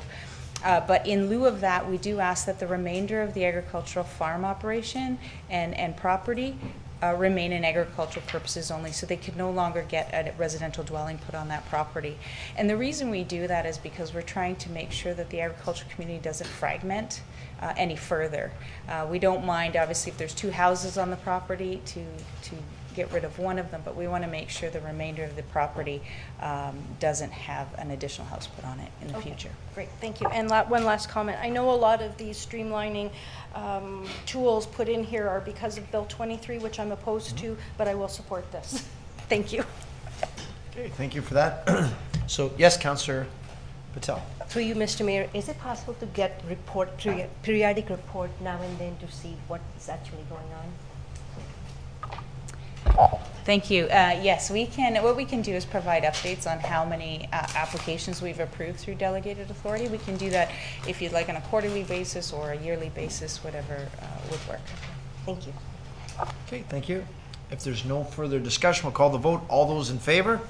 Okay, that's unanimous. Thank you for that. 8.6, revitalization grant, historic Drummondville. There are 5 recommendations of council. Looking for a motion. Councillor Strange, seconded by Councillor Campbell. Any discussion of the motion? Councillor Lococo. Mr. Mayor, I'm going to be a broken record. I'm going to talk about vacation rental units again. This application changed from a hotel to residential units, and it clearly states that they're in commercial, they're allowed to have vacation rental units. Again, I'm going to say this, we need to have some sort of control about our vacation rental units, because those are going into our housing supply numbers, and now they're available for vacation rental units. So that's one side of the thing that I'm concerned about. The other part of this is the amount of staff time that is going to take to implement this plan. And I think that when this was implemented, I had a conversation earlier today with Councillor Nieuwesteeg, and she can speak on what she wants to, but I had these notes from before, is a lot of staff time is going to have to go in to make sure that residents have paid their taxes. 800 units, that's a lot of staff time. So I think we really need to come up with a better mousetrap, a better plan, a better program to deal with this, because I can see this happening over and over again as long as they're in CIP areas. So one is the amount of work that our staff have to do, and 2, the vacation rental units. I can just see what's going to happen, and we're starting to see it, because here's a hotel, and here's a residential. Oh no, we're not doing a hotel anymore, it's all residential. So we're going to run into this. And my final comment on it, there was an article that was posted earlier this month regarding Airbnbs in Europe. Europe had Airbnbs before we did. I'm all for Airbnbs in the right place with the right regulations. What they're finding in Europe is that it has completely changed. They're more expensive than they used to be. They're more expensive than hotels. You're not meeting your host. You're not having that connection. It's a business now. And what the cities are finding is that they're taking away the residential units, so now we don't have any vacancies for people to live in. The costs of units are going up, so they're actually banning them. They're starting to in Europe now because of what they have found. So they had them a lot earlier than us. We now have them, and now they're removing the right to do it. So I think we need to be aware of what's going on in the communities that originally started. So those are my comments on those. Okay, thank you for that. Any other comments? Okay, so let's call the vote. All those in favor? Okay. Opposed? Okay, all right, that's approved. 8.7, site plan guidelines. We have got 3 recommendations. Moved by Councillor Pietrangelo, second by Councillor Strange. Any discussion to the motion? Councillor Lococo? Thank you. Through the mayor to Ms. Dolch. This is a great document, and I'm really happy to see a lot of the things, because I've talked with her about noise, about construction, about dust, about fencing and garbage. It's really nice to see all of that in there. I just had one question. On page 32 about the tree preservation, we talked about a tree bylaw, not cutting things down before and then building. We've talked about our tree canopy. When is that coming? I just feel like we're cutting down all of these trees, and we keep saying, oh, the bylaw's coming, and, you know, we're going to have these tools, but we don't have them yet. So when is that coming? Thank you, Your Worship. Through you to the councillor. We are working on that now, so we should get it in the next couple of months to you. So we should have something for. We've been working with Mr. Nichols' group, so we've been collaborating on that recently. Okay, great. Thank you. Good work. Okay, thank you for that. Any other discussions? Okay, we'll call the vote. All those in favor? Okay, thank you for that. 8.8, Rec and Culture Jada Lee recognition. Yes, Councillor Strange? Yeah, thank you, Mr. Mayor. I brought this up at the Recreation Committee, and I think it's well deserved for Jada Lee, and we were all watching her at the Canada Summer Games, which was here, and in particular Oaks Park, to be the first woman to play men's baseball at the Canada Games, which is just amazing, and her actually first pitch was a strike, which was pretty cool, playing for Newfoundland and Labrador she played for as well, Newfoundland and Labrador.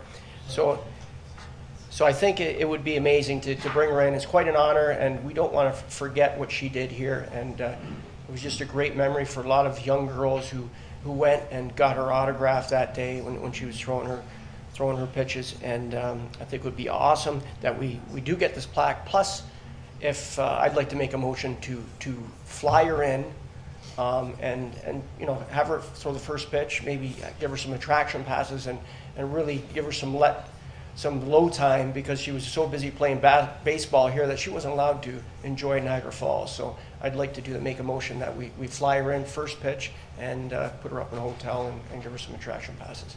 Okay, so we got that motion. Councillor Thompson, are you you're seconding that? Okay. Do we He's have the one that's paying for it also. Yeah, of course, I know he is. Is there any discussion to the motion? Okay, all those in favor? Okay, that's approved. Done. Thank you. Item 8.9, Water Wastewater Policy Amendments. Ms. Clark has some presentation she's going to do, I believe. I have a conflict. Oh, I'm sorry. Okay. Got a conflict by Councillor Nieuwesteeg?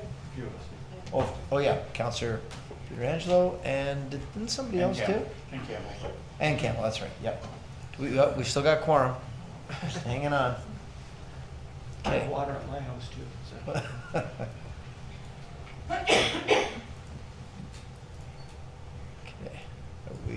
Okay, there we go. All right. Thank you.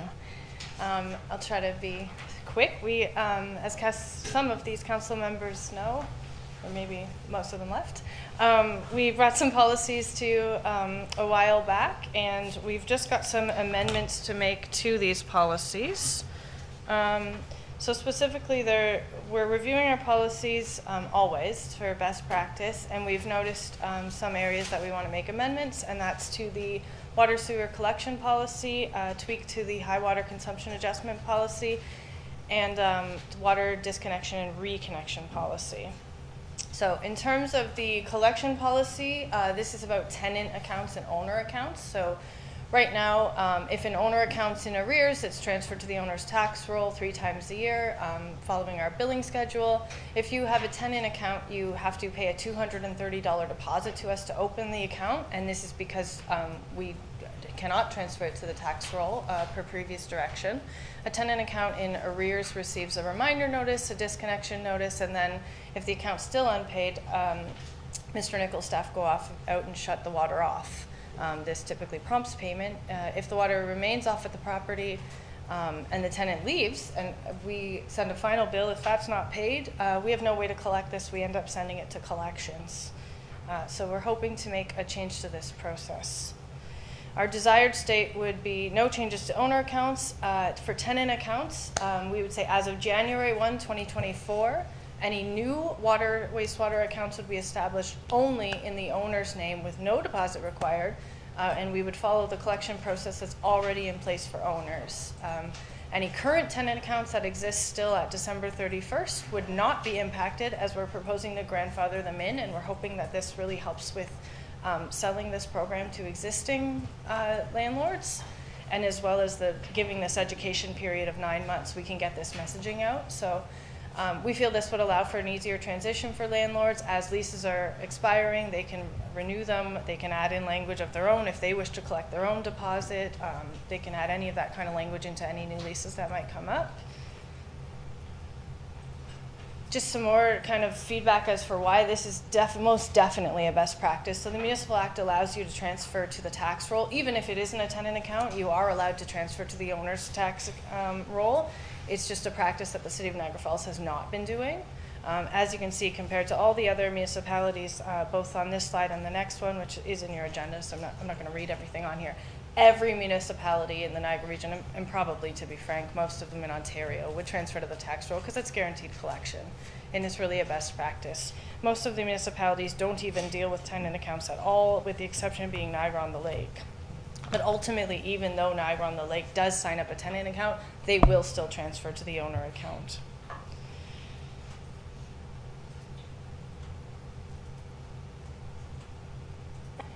In terms of staff time, this is kind of a huge driving factor. So we have about 32,000 total active accounts. 3,100 of those are tenant accounts, so about 10%. In the time during COVID from 21 to 22, we sent about $95,000 to collections. During that time, the collection agency was able to collect $33,000 for us. This, however, cost us $10,000 because, of course, the collection agency takes a percent of what they collect.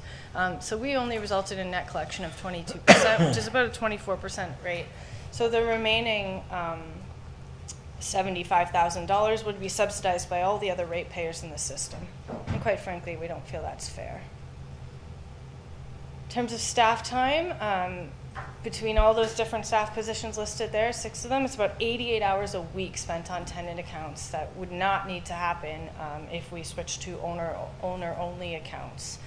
We would be able to repurpose this staff time into other initiatives to allow for more organizational efficiencies.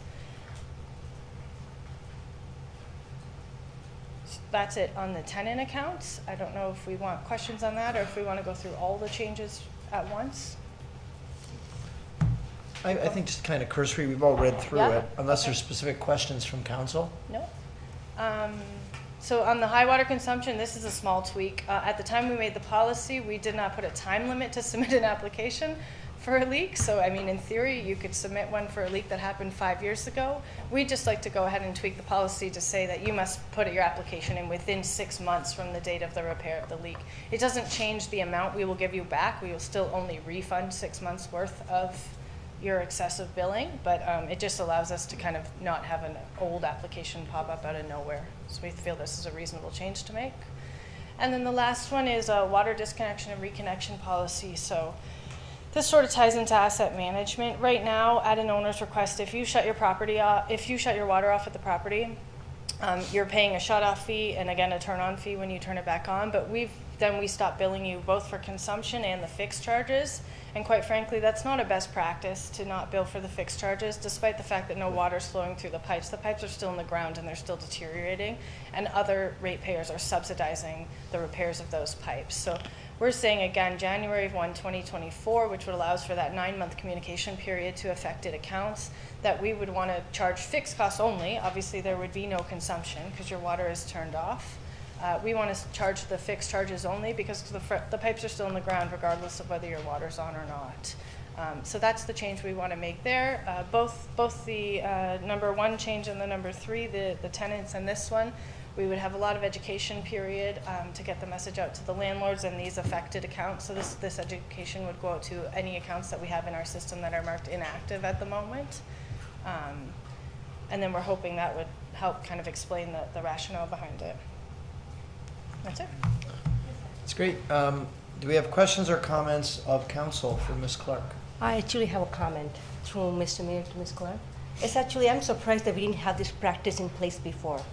Because we always had, if you go with the electricity, natural gas, they always have minimum service charge, whether you use it or not. Agree? Mm-hmm. So I think it's about time we charge for the, like you're looking at me, I'm like, am I saying something wrong? Do I agree? Don't get me involved in this. So I think it's about time we charge for this, yes. That's a great job. Well, and also to your point, Ms. Clark, people that turn it off, the water will still be there if their house catches on fire. So the fire hydrants and all the water in the area, we're still going to need access to it. And like you said, all the infrastructure is still there, deteriorating. So, I mean, you can't just all of a sudden say, So, no, that's great. So, do we have a motion yet? No, we don't have a motion. So we need a motion. Motion by Councillor Lococo, second by Councillor Patel. We'll call the vote. All those in favor? Okay, that's approved. And maybe we can call in the... It's getting lonely here. Yeah, I was going to say, sitting with all your friends.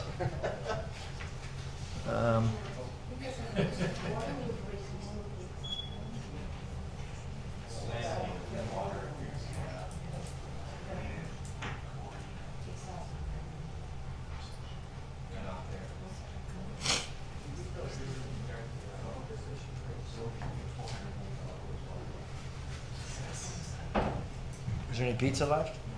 I don't know, I didn't have any. I didn't have any.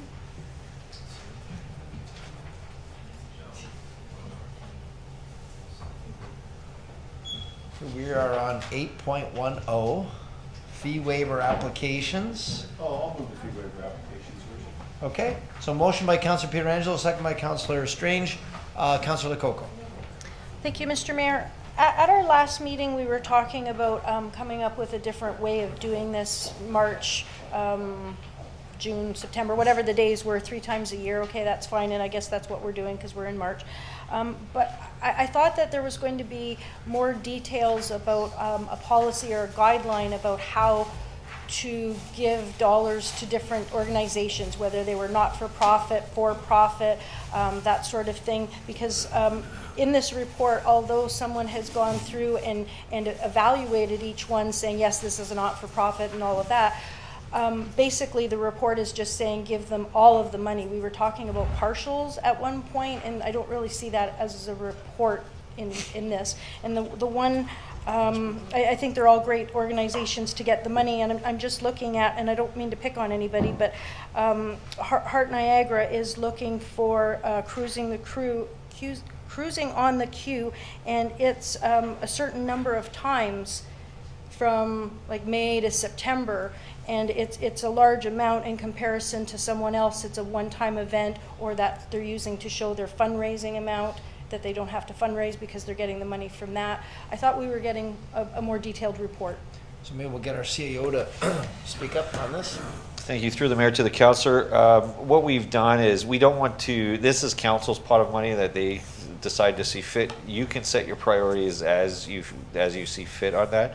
As staff, we wanted to give you some different information and be very clear, which we tried to be with the options that you can do partial, you can wait till the end of the year, defer some, do whatever. The policy change that we said, and so that we notified everyone, is that there is the opportunity that if something is passed, they can essentially be held in a bank, be held for a period of time, and if there's leftover money, council can make a decision to come back for that. But we don't want, as staff, it's very tough for us to say this is how council should spend their money, and here's a guideline.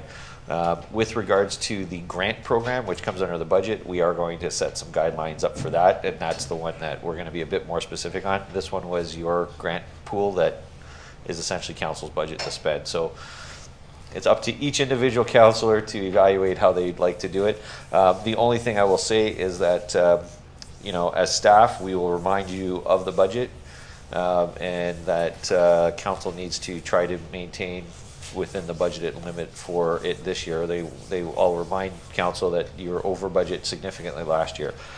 I think the good thing is that some of the, by notifying all the past applicants of it, we had some kind of jump to the forefront to get their application in early. So we're hoping that there will be no surprises at the end of the year, that they can't come in November or December asking for money, because everyone's been notified of, you know, that there's only 3 allocation processes. So unfortunately, Councillor, unless you direct staff specifically to try to give you some guidelines and some point scoring system, staff isn't going to jump into that one, because I think each councillor here has different scoring methods on how they want to evaluate the program. So we're just going to try and keep out of it as best we can. Thank you, Mr. CAO. I do understand that. I was expecting maybe some ideas from staff that maybe we could look at for guidelines across the board. Like every single time that one comes in that quarter, we can be evaluating it differently. Again, I don't mean to pick on Heart Niagara. It's a number of times. So if the number of times go into another quarter, should they be applying at a different time instead of all at once at a certain number of time? I'm just bringing up different processes. Do we come up with an idea of maybe giving, if it's under $2,000, I'm just putting it out there, like if it's under $2,000, do we just approve it, and then anything over that, maybe address it at the end of the year? Like, I think we need some guidelines, because every single time we're going to be doing something different, and I would like to see some ideas and then come up with some guidelines from those ideas. Okay. Yes, Councillor Pietrangelo, then Councillor Patel. Just to speak to my motion, Your Worship, I'm not interested in the same type of guidelines. To me, this is not actual cost that the city is incurring.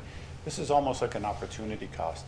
I want nothing more than to be able to help out these nonprofits, because, I mean, if I had to apply for a license to close a street, or, you know, a liquor license or whatever it was, I have to come down to City Hall and pay the fee. What is the actual fee for providing that street closure? Like, for us to give it to a nonprofit, it's an opportunity cost.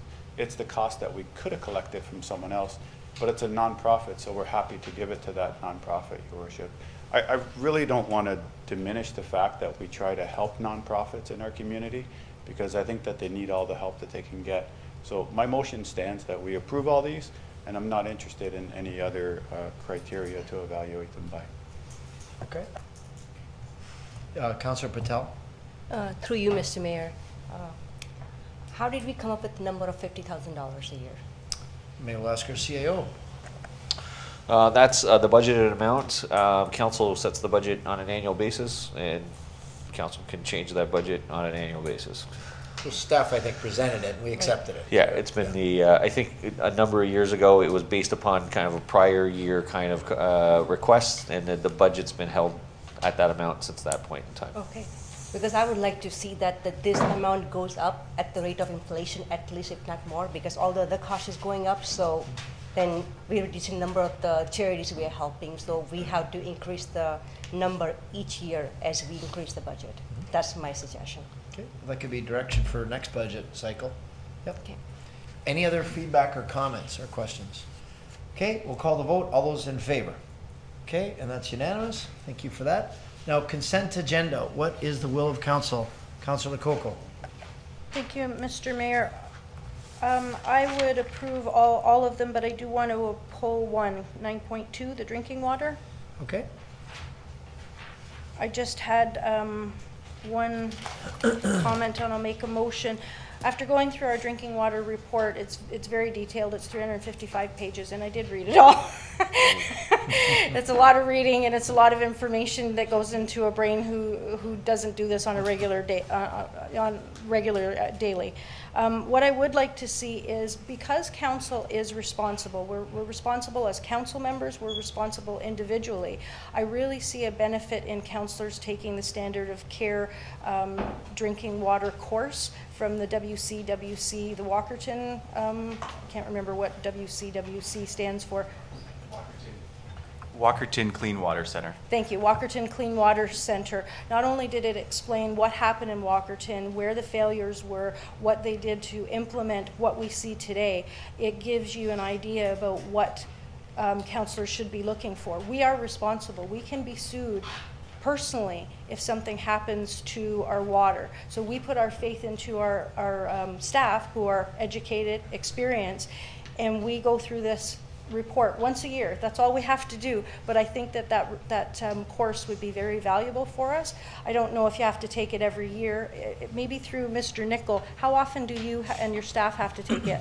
Mr. Nickel? Yeah, thank you. Through the mayor, our staff who are certified operators have to be very well trained and trained more regularly. They meet a certain number of hours. Myself personally, I don't require that because I rely on our licensed operators. I would suggest that it's appropriate for the term of council that we offer this course, and we can do it through several options. I can facilitate it here, or we can try to arrange for a meeting with another municipality or the region, or we can try a virtual option, but I'm at your disposal to try to arrange for that training.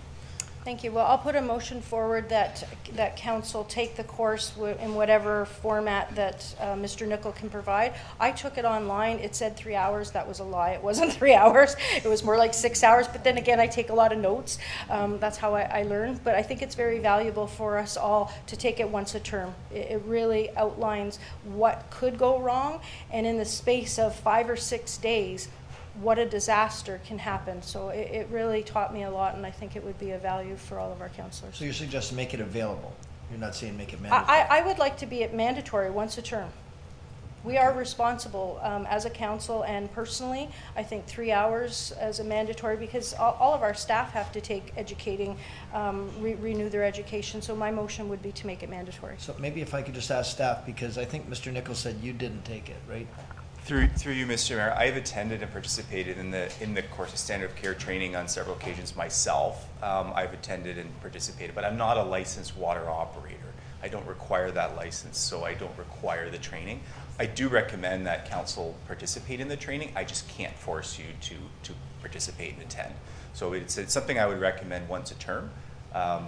You know, if you want to proceed via that motion, but I don't think it's appropriate to force your colleagues to attend per se, but I think it would be good if I could facilitate something and encourage the rest of you to attend. Just can I ask you too while we're at this, because Walkerton's the big topic, and since Walkerton everything's changed.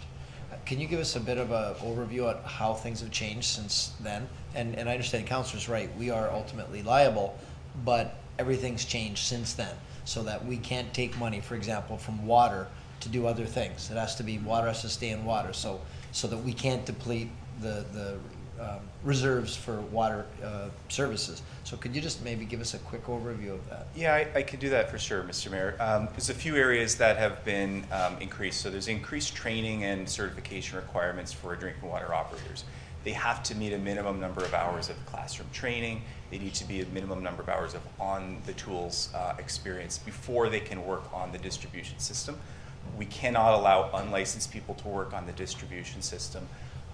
Section 19 of the document talks about the standard of care, and it talks about liabilities associated with decision making. So decision makers, myself, yourself, those people in a position to influence the quality of our drinking water system can be held personally responsible if there's adverse effects and adverse health effects in the drinking water system to our residents. So the impacts of Walkerton have essentially created new legislation called the Safe Drinking Water Act, and those include all of those policies that we are bound to follow financially we're bound to be sustainable with respect to providing clean drinking water and to make sure that we're not dipping into resources that aren't available to us, so that this is a drinking water system that's sustainable and provides clean, safe drinking water to all of our residents. We also do ongoing audits. We have a drinking water quality management system to make sure that all of our documentation is up to speed, and the Ministry of Environment audits that on a regular basis. And in fact, we have a 100% compliance rating with the Ministry. So we're doing well in that regard. I do think it would be a helpful thing for Council to receive some of the standard of care training, so you're aware. But again, I'm happy to offer it, and I'll leave it to Council to decide on that. Thank you. Okay, so we've got, are you making that a motion, Councillor? Okay, do you have a second? Pardon me? No, no, she wants to make it mandatory. No, I feel it should be mandatory. If it doesn't pass, that's fine. Okay, is there a seconder to make the water course mandatory? Does anybody wants to make it mandatory? Do you want to make it optional then, Councillor? Sure, that's fine. Okay, do we have a seconder to make it optional? Okay, Councillor Pietrangelo. Do we have any? Pardon me? Do we have any discussion to the motion? I'm trying to stay focused here. Any discussion to the motion? Okay, seeing none, all those in favor? Okay, that's approved. Thank you for that. Okay, motion by Councillor Pietrangelo to move the rest of the consent agenda. Second by Councillor Nieuwesteeg. Pardon me?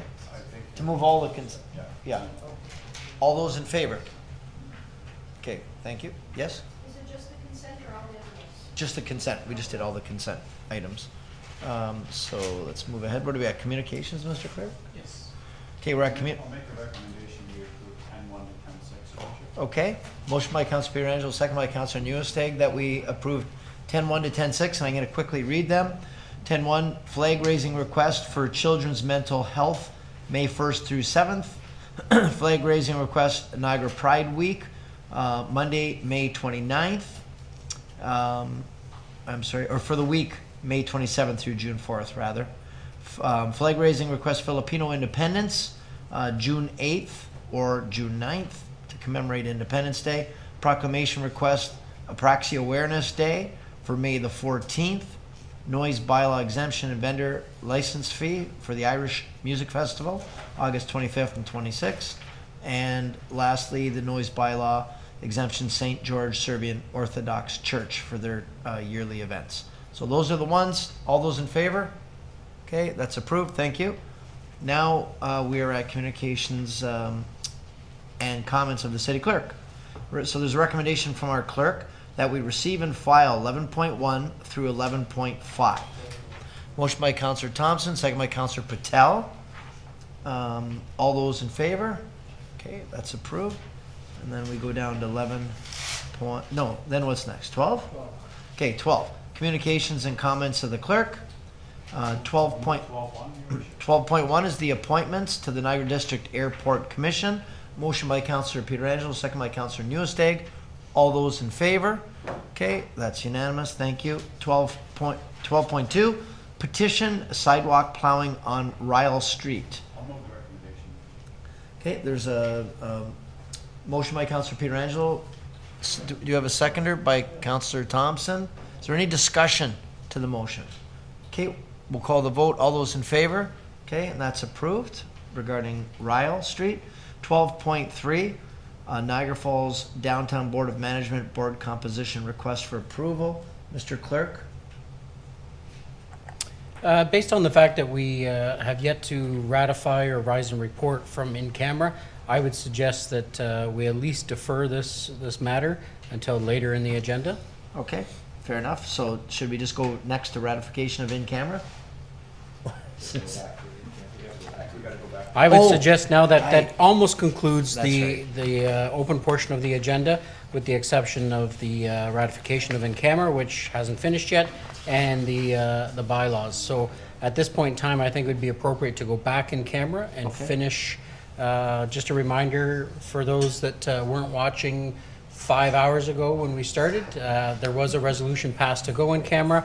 That had not completed yet, so we will just at this point go in camera. I'll suggest that we stream leave the video running if they can, and we'll come back into open session at some point in time this evening and continue with the rest of the open agenda.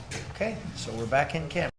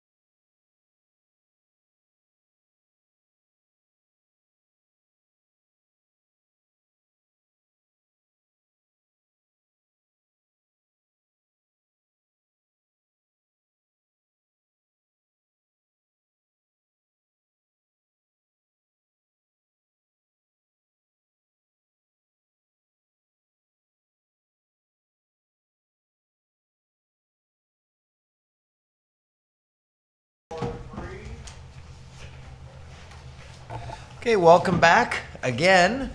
We just came from in camera for the last time, I think, tonight, hopefully. Now what I need is to pass the table over to the clerk to find out what we need to do next. Thanks, Your Worship. I think the first order of business, now that we've resumed in open session, is to get a motion from the council to extend the curfew, which did end at 10 p.m. And since we're past that, we'll get that motion and then continue from there. Okay, motion by Councillor Strange, second by Councillor Lococo, sorry. It's getting late. We'll call the vote. All those in favor? Okay, that's unanimous. Great, everyone wants to stick around. All right. So next on the agenda, Mr. Clerk. Next we'll do ratification of in camera. Okay. And in no particular order, council met on a couple of occasions this evening for in camera. And first off, that the CEO, the General Manager of Planning, Building and Development, and the City Solicitor be provided the delegated authority to conclude the terms of settlement with regard to OLT matter OLT-22-004465 as directed in camera. Secondly, that the City of Niagara Falls repeal bylaw 98-247, being a bylaw to establish the Downtown Niagara Falls Business Improvement Board of Management, otherwise known as the Downtown BIA, and assume all the assets and liabilities of the Downtown BIA. And that the City of Niagara Falls continue to charge a tax levy to address any excess in the liabilities of the Downtown BIA beyond the assets until such time as that the excess has been satisfied. And that council directs city staff to take all necessary steps to secure the assets, records of the Downtown BIA as may be recommended by the CEO of the city, and that staff come back with options on reformation of the BIA after consultation with members of the BIA and the public within a 2-year time period, and that council authorize this direction effective immediately.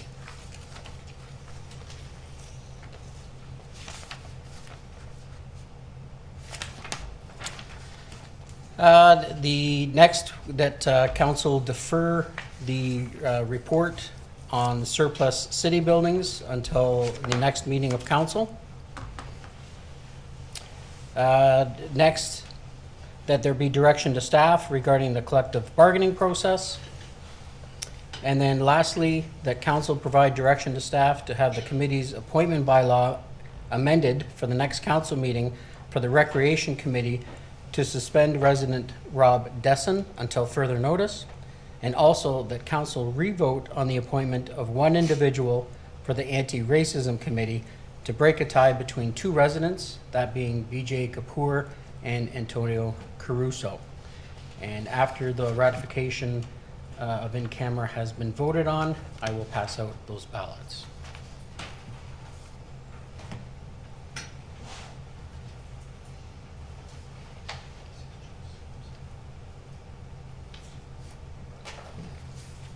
So do you want to get a mover and a seconder for that ratification? Okay, can I get a mover? Councillor Patel, second by Councillor Campbell, that we ratify the in-camera minutes. All those in favor? Okay. Yes, Councillor Lococo. Thank you, Mr. Mayor. I'm in favor of 1, 3, 4, and 5. I am opposed to number 2, repealing the 98-247 downtown BIA bylaw. Okay. Thank you. Thank you for that.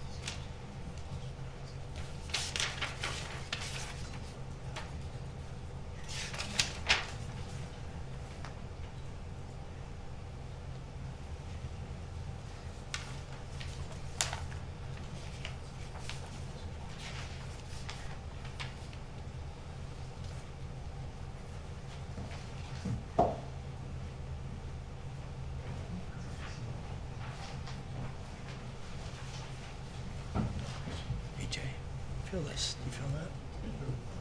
Feel that? From the plexiglass that used to be here. Remember the plexiglass? But it's all over. It's over here, everywhere. They didn't clean it properly.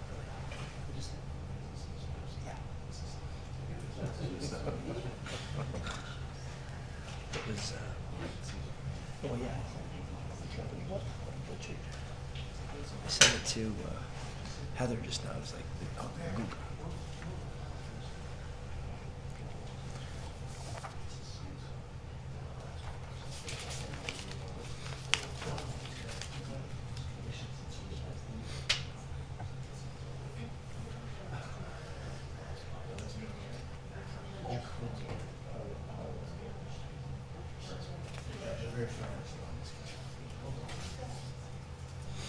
Okay.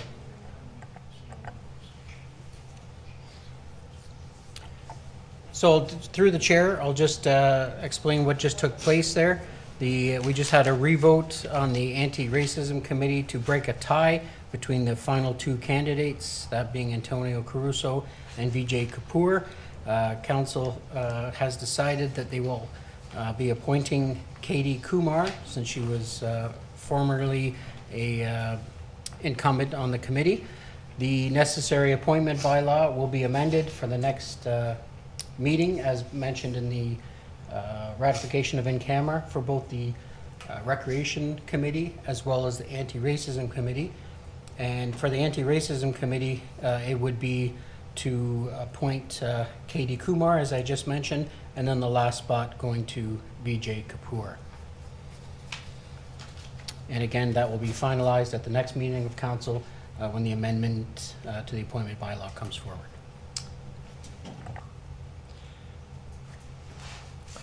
All right, so where are we at, Mr. Clerk? We're kind of all over. Are we at new business? Well, just before we get to new business, there was one other item on the agenda, 12.3, that was deferred until after ratification of in camera.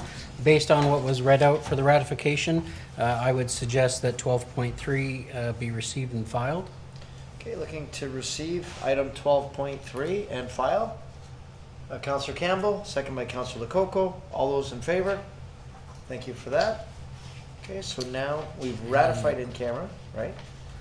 New business if you like, and then bylaws. Notice of motion or new business. Councillor Lococo. Thank you, Mr. Mayor. Just a quick one. In the last month, I've had 3 or 4 residents contact me about open house notifications or something going on in their neighborhood, and a lot of them are telling me they do not have access to Zoom meetings. I know I've talked with Ms. Dolch before about our open houses. I know with COVID we couldn't put people in. My hope is that we can really get back to in-person open houses. There's a lot of people that just aren't online.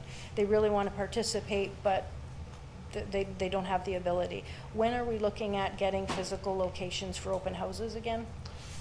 Or hybrid versions even. I mean, even the region, Yes. we're hybrid now. Yeah. Ms. For the Dolch? people who want to, yes. Yeah. Thank you, Worship, through you to the councillor. So I've been working with Mr. Etherington to look at options for that. We've been looking at the McBain Center for some open house options to do a hybrid model. So I'm just waiting to hear back from him on the results of that. Okay, thank you. I think we are missing a lot of people that want to participate and they just can't, so I'd like to see us move forward. Okay. Thank you. Okay. Any other new business? Councillor Pietrangelo. Yeah, thanks, Your Worship. I know we've talked before about the idea of making the 405 and the Queen Elizabeth Way fully functional. Yes. And the last time that we approached the Ministry of Transportation, I believe the word back from the minister was check back when they're done with Glendale, because they were doing the double diamond there at Glendale. They're still doing it, I believe. Are they still doing it? I think, aren't they doing this? Yeah, yeah. Okay. They did one side. They gotta Do the we other know side. when it's going to finish? Because, I mean... Mr. Nicol might know. No? Okay. And- We can come and- back to you at the next meeting, probably. Yeah, sure. Do you know if they're going forward with I guess, making an interchange at Mewburn Road? Because, I mean, I know I went down there the other day. We were on a run, and just going down Mewburn Road, it's a shame, really, but they've clear-cut a whole line of trees on both sides of the street, and it looks like they're just going to have to carve into the escarpment. in order to widen the road, if that's really where they're gonna send the trucks. I mean, I just really see it as a travesty, Your Worship. I mean, I don't even think it's gonna solve the problem, to be honest with you, because then you're still gonna have large trucks on city streets. So I'd like to get back to the point where we're really pushing this harder, because it just makes all the sense in the world to take the big trucks off of our city roads and put them on the highways where they belong. So I don't know when we can go back to the ministry on this, but if you drive down Mewburn now, you'll see what I'm talking about in terms of all the trees being clear cut. And that's some of the most protected land that we have in the escarpment. So Maybe it's kind of a shame. It really is. Do you want to bring a motion forward again, and then we can bring it up with our next meeting with the Minister of Transportation? Yeah, I'd like to, Your Worship, for sure. So did you want a motion that we send a letter to the Minister of Transportation and tell them that we want to bring them down to Niagara Falls, have them on site? Yeah. I think we got to make them understand that what their plan is to take all the large trucks off of the highway and put them onto city roads and then put them back on another highway. Just keep them on the highway. I mean, it just really doesn't make sense. So we're also cutting into, as I said, some of the most protected land that we have just to accomplish this. We're never going to get that back. Yeah, So I agree. yeah, I'm happy to make that motion, Your Worship. Because we haven't brought it forward this term of That's council. right, yeah. So maybe it's a good time, because the province, I understand there's some announcements coming, some major infrastructure announcements. So probably good to put it under their purview. So I'm happy to deliver that, bring that forward. But before we make any internal decisions on our roads, I mean, our highway should be fully functional. That should be number one. Should be step number one, in my opinion. Yeah, So, I agree. Yeah, I'm happy to make that motion, Your Worship. Instead of cutting into the escarpment. Right. Yeah. Yeah. Okay, motion by It's terrible. Councillor Pietrangelo that we go back to the Ministry of Transportation and pursue fully functional 405 QEW interchange. And seconded by Councillor Strange. Is there any further discussion to that motion? Okay, we'll call the vote. All those in favor? Okay, that's unanimous. Thank you for that. Any other new business? Okay, just a reminder, I'll just mention a Good Friday is going to be the Easter egg hunt at Fireman's Park. So I'll be there. Hopefully we'll see everybody else down there too.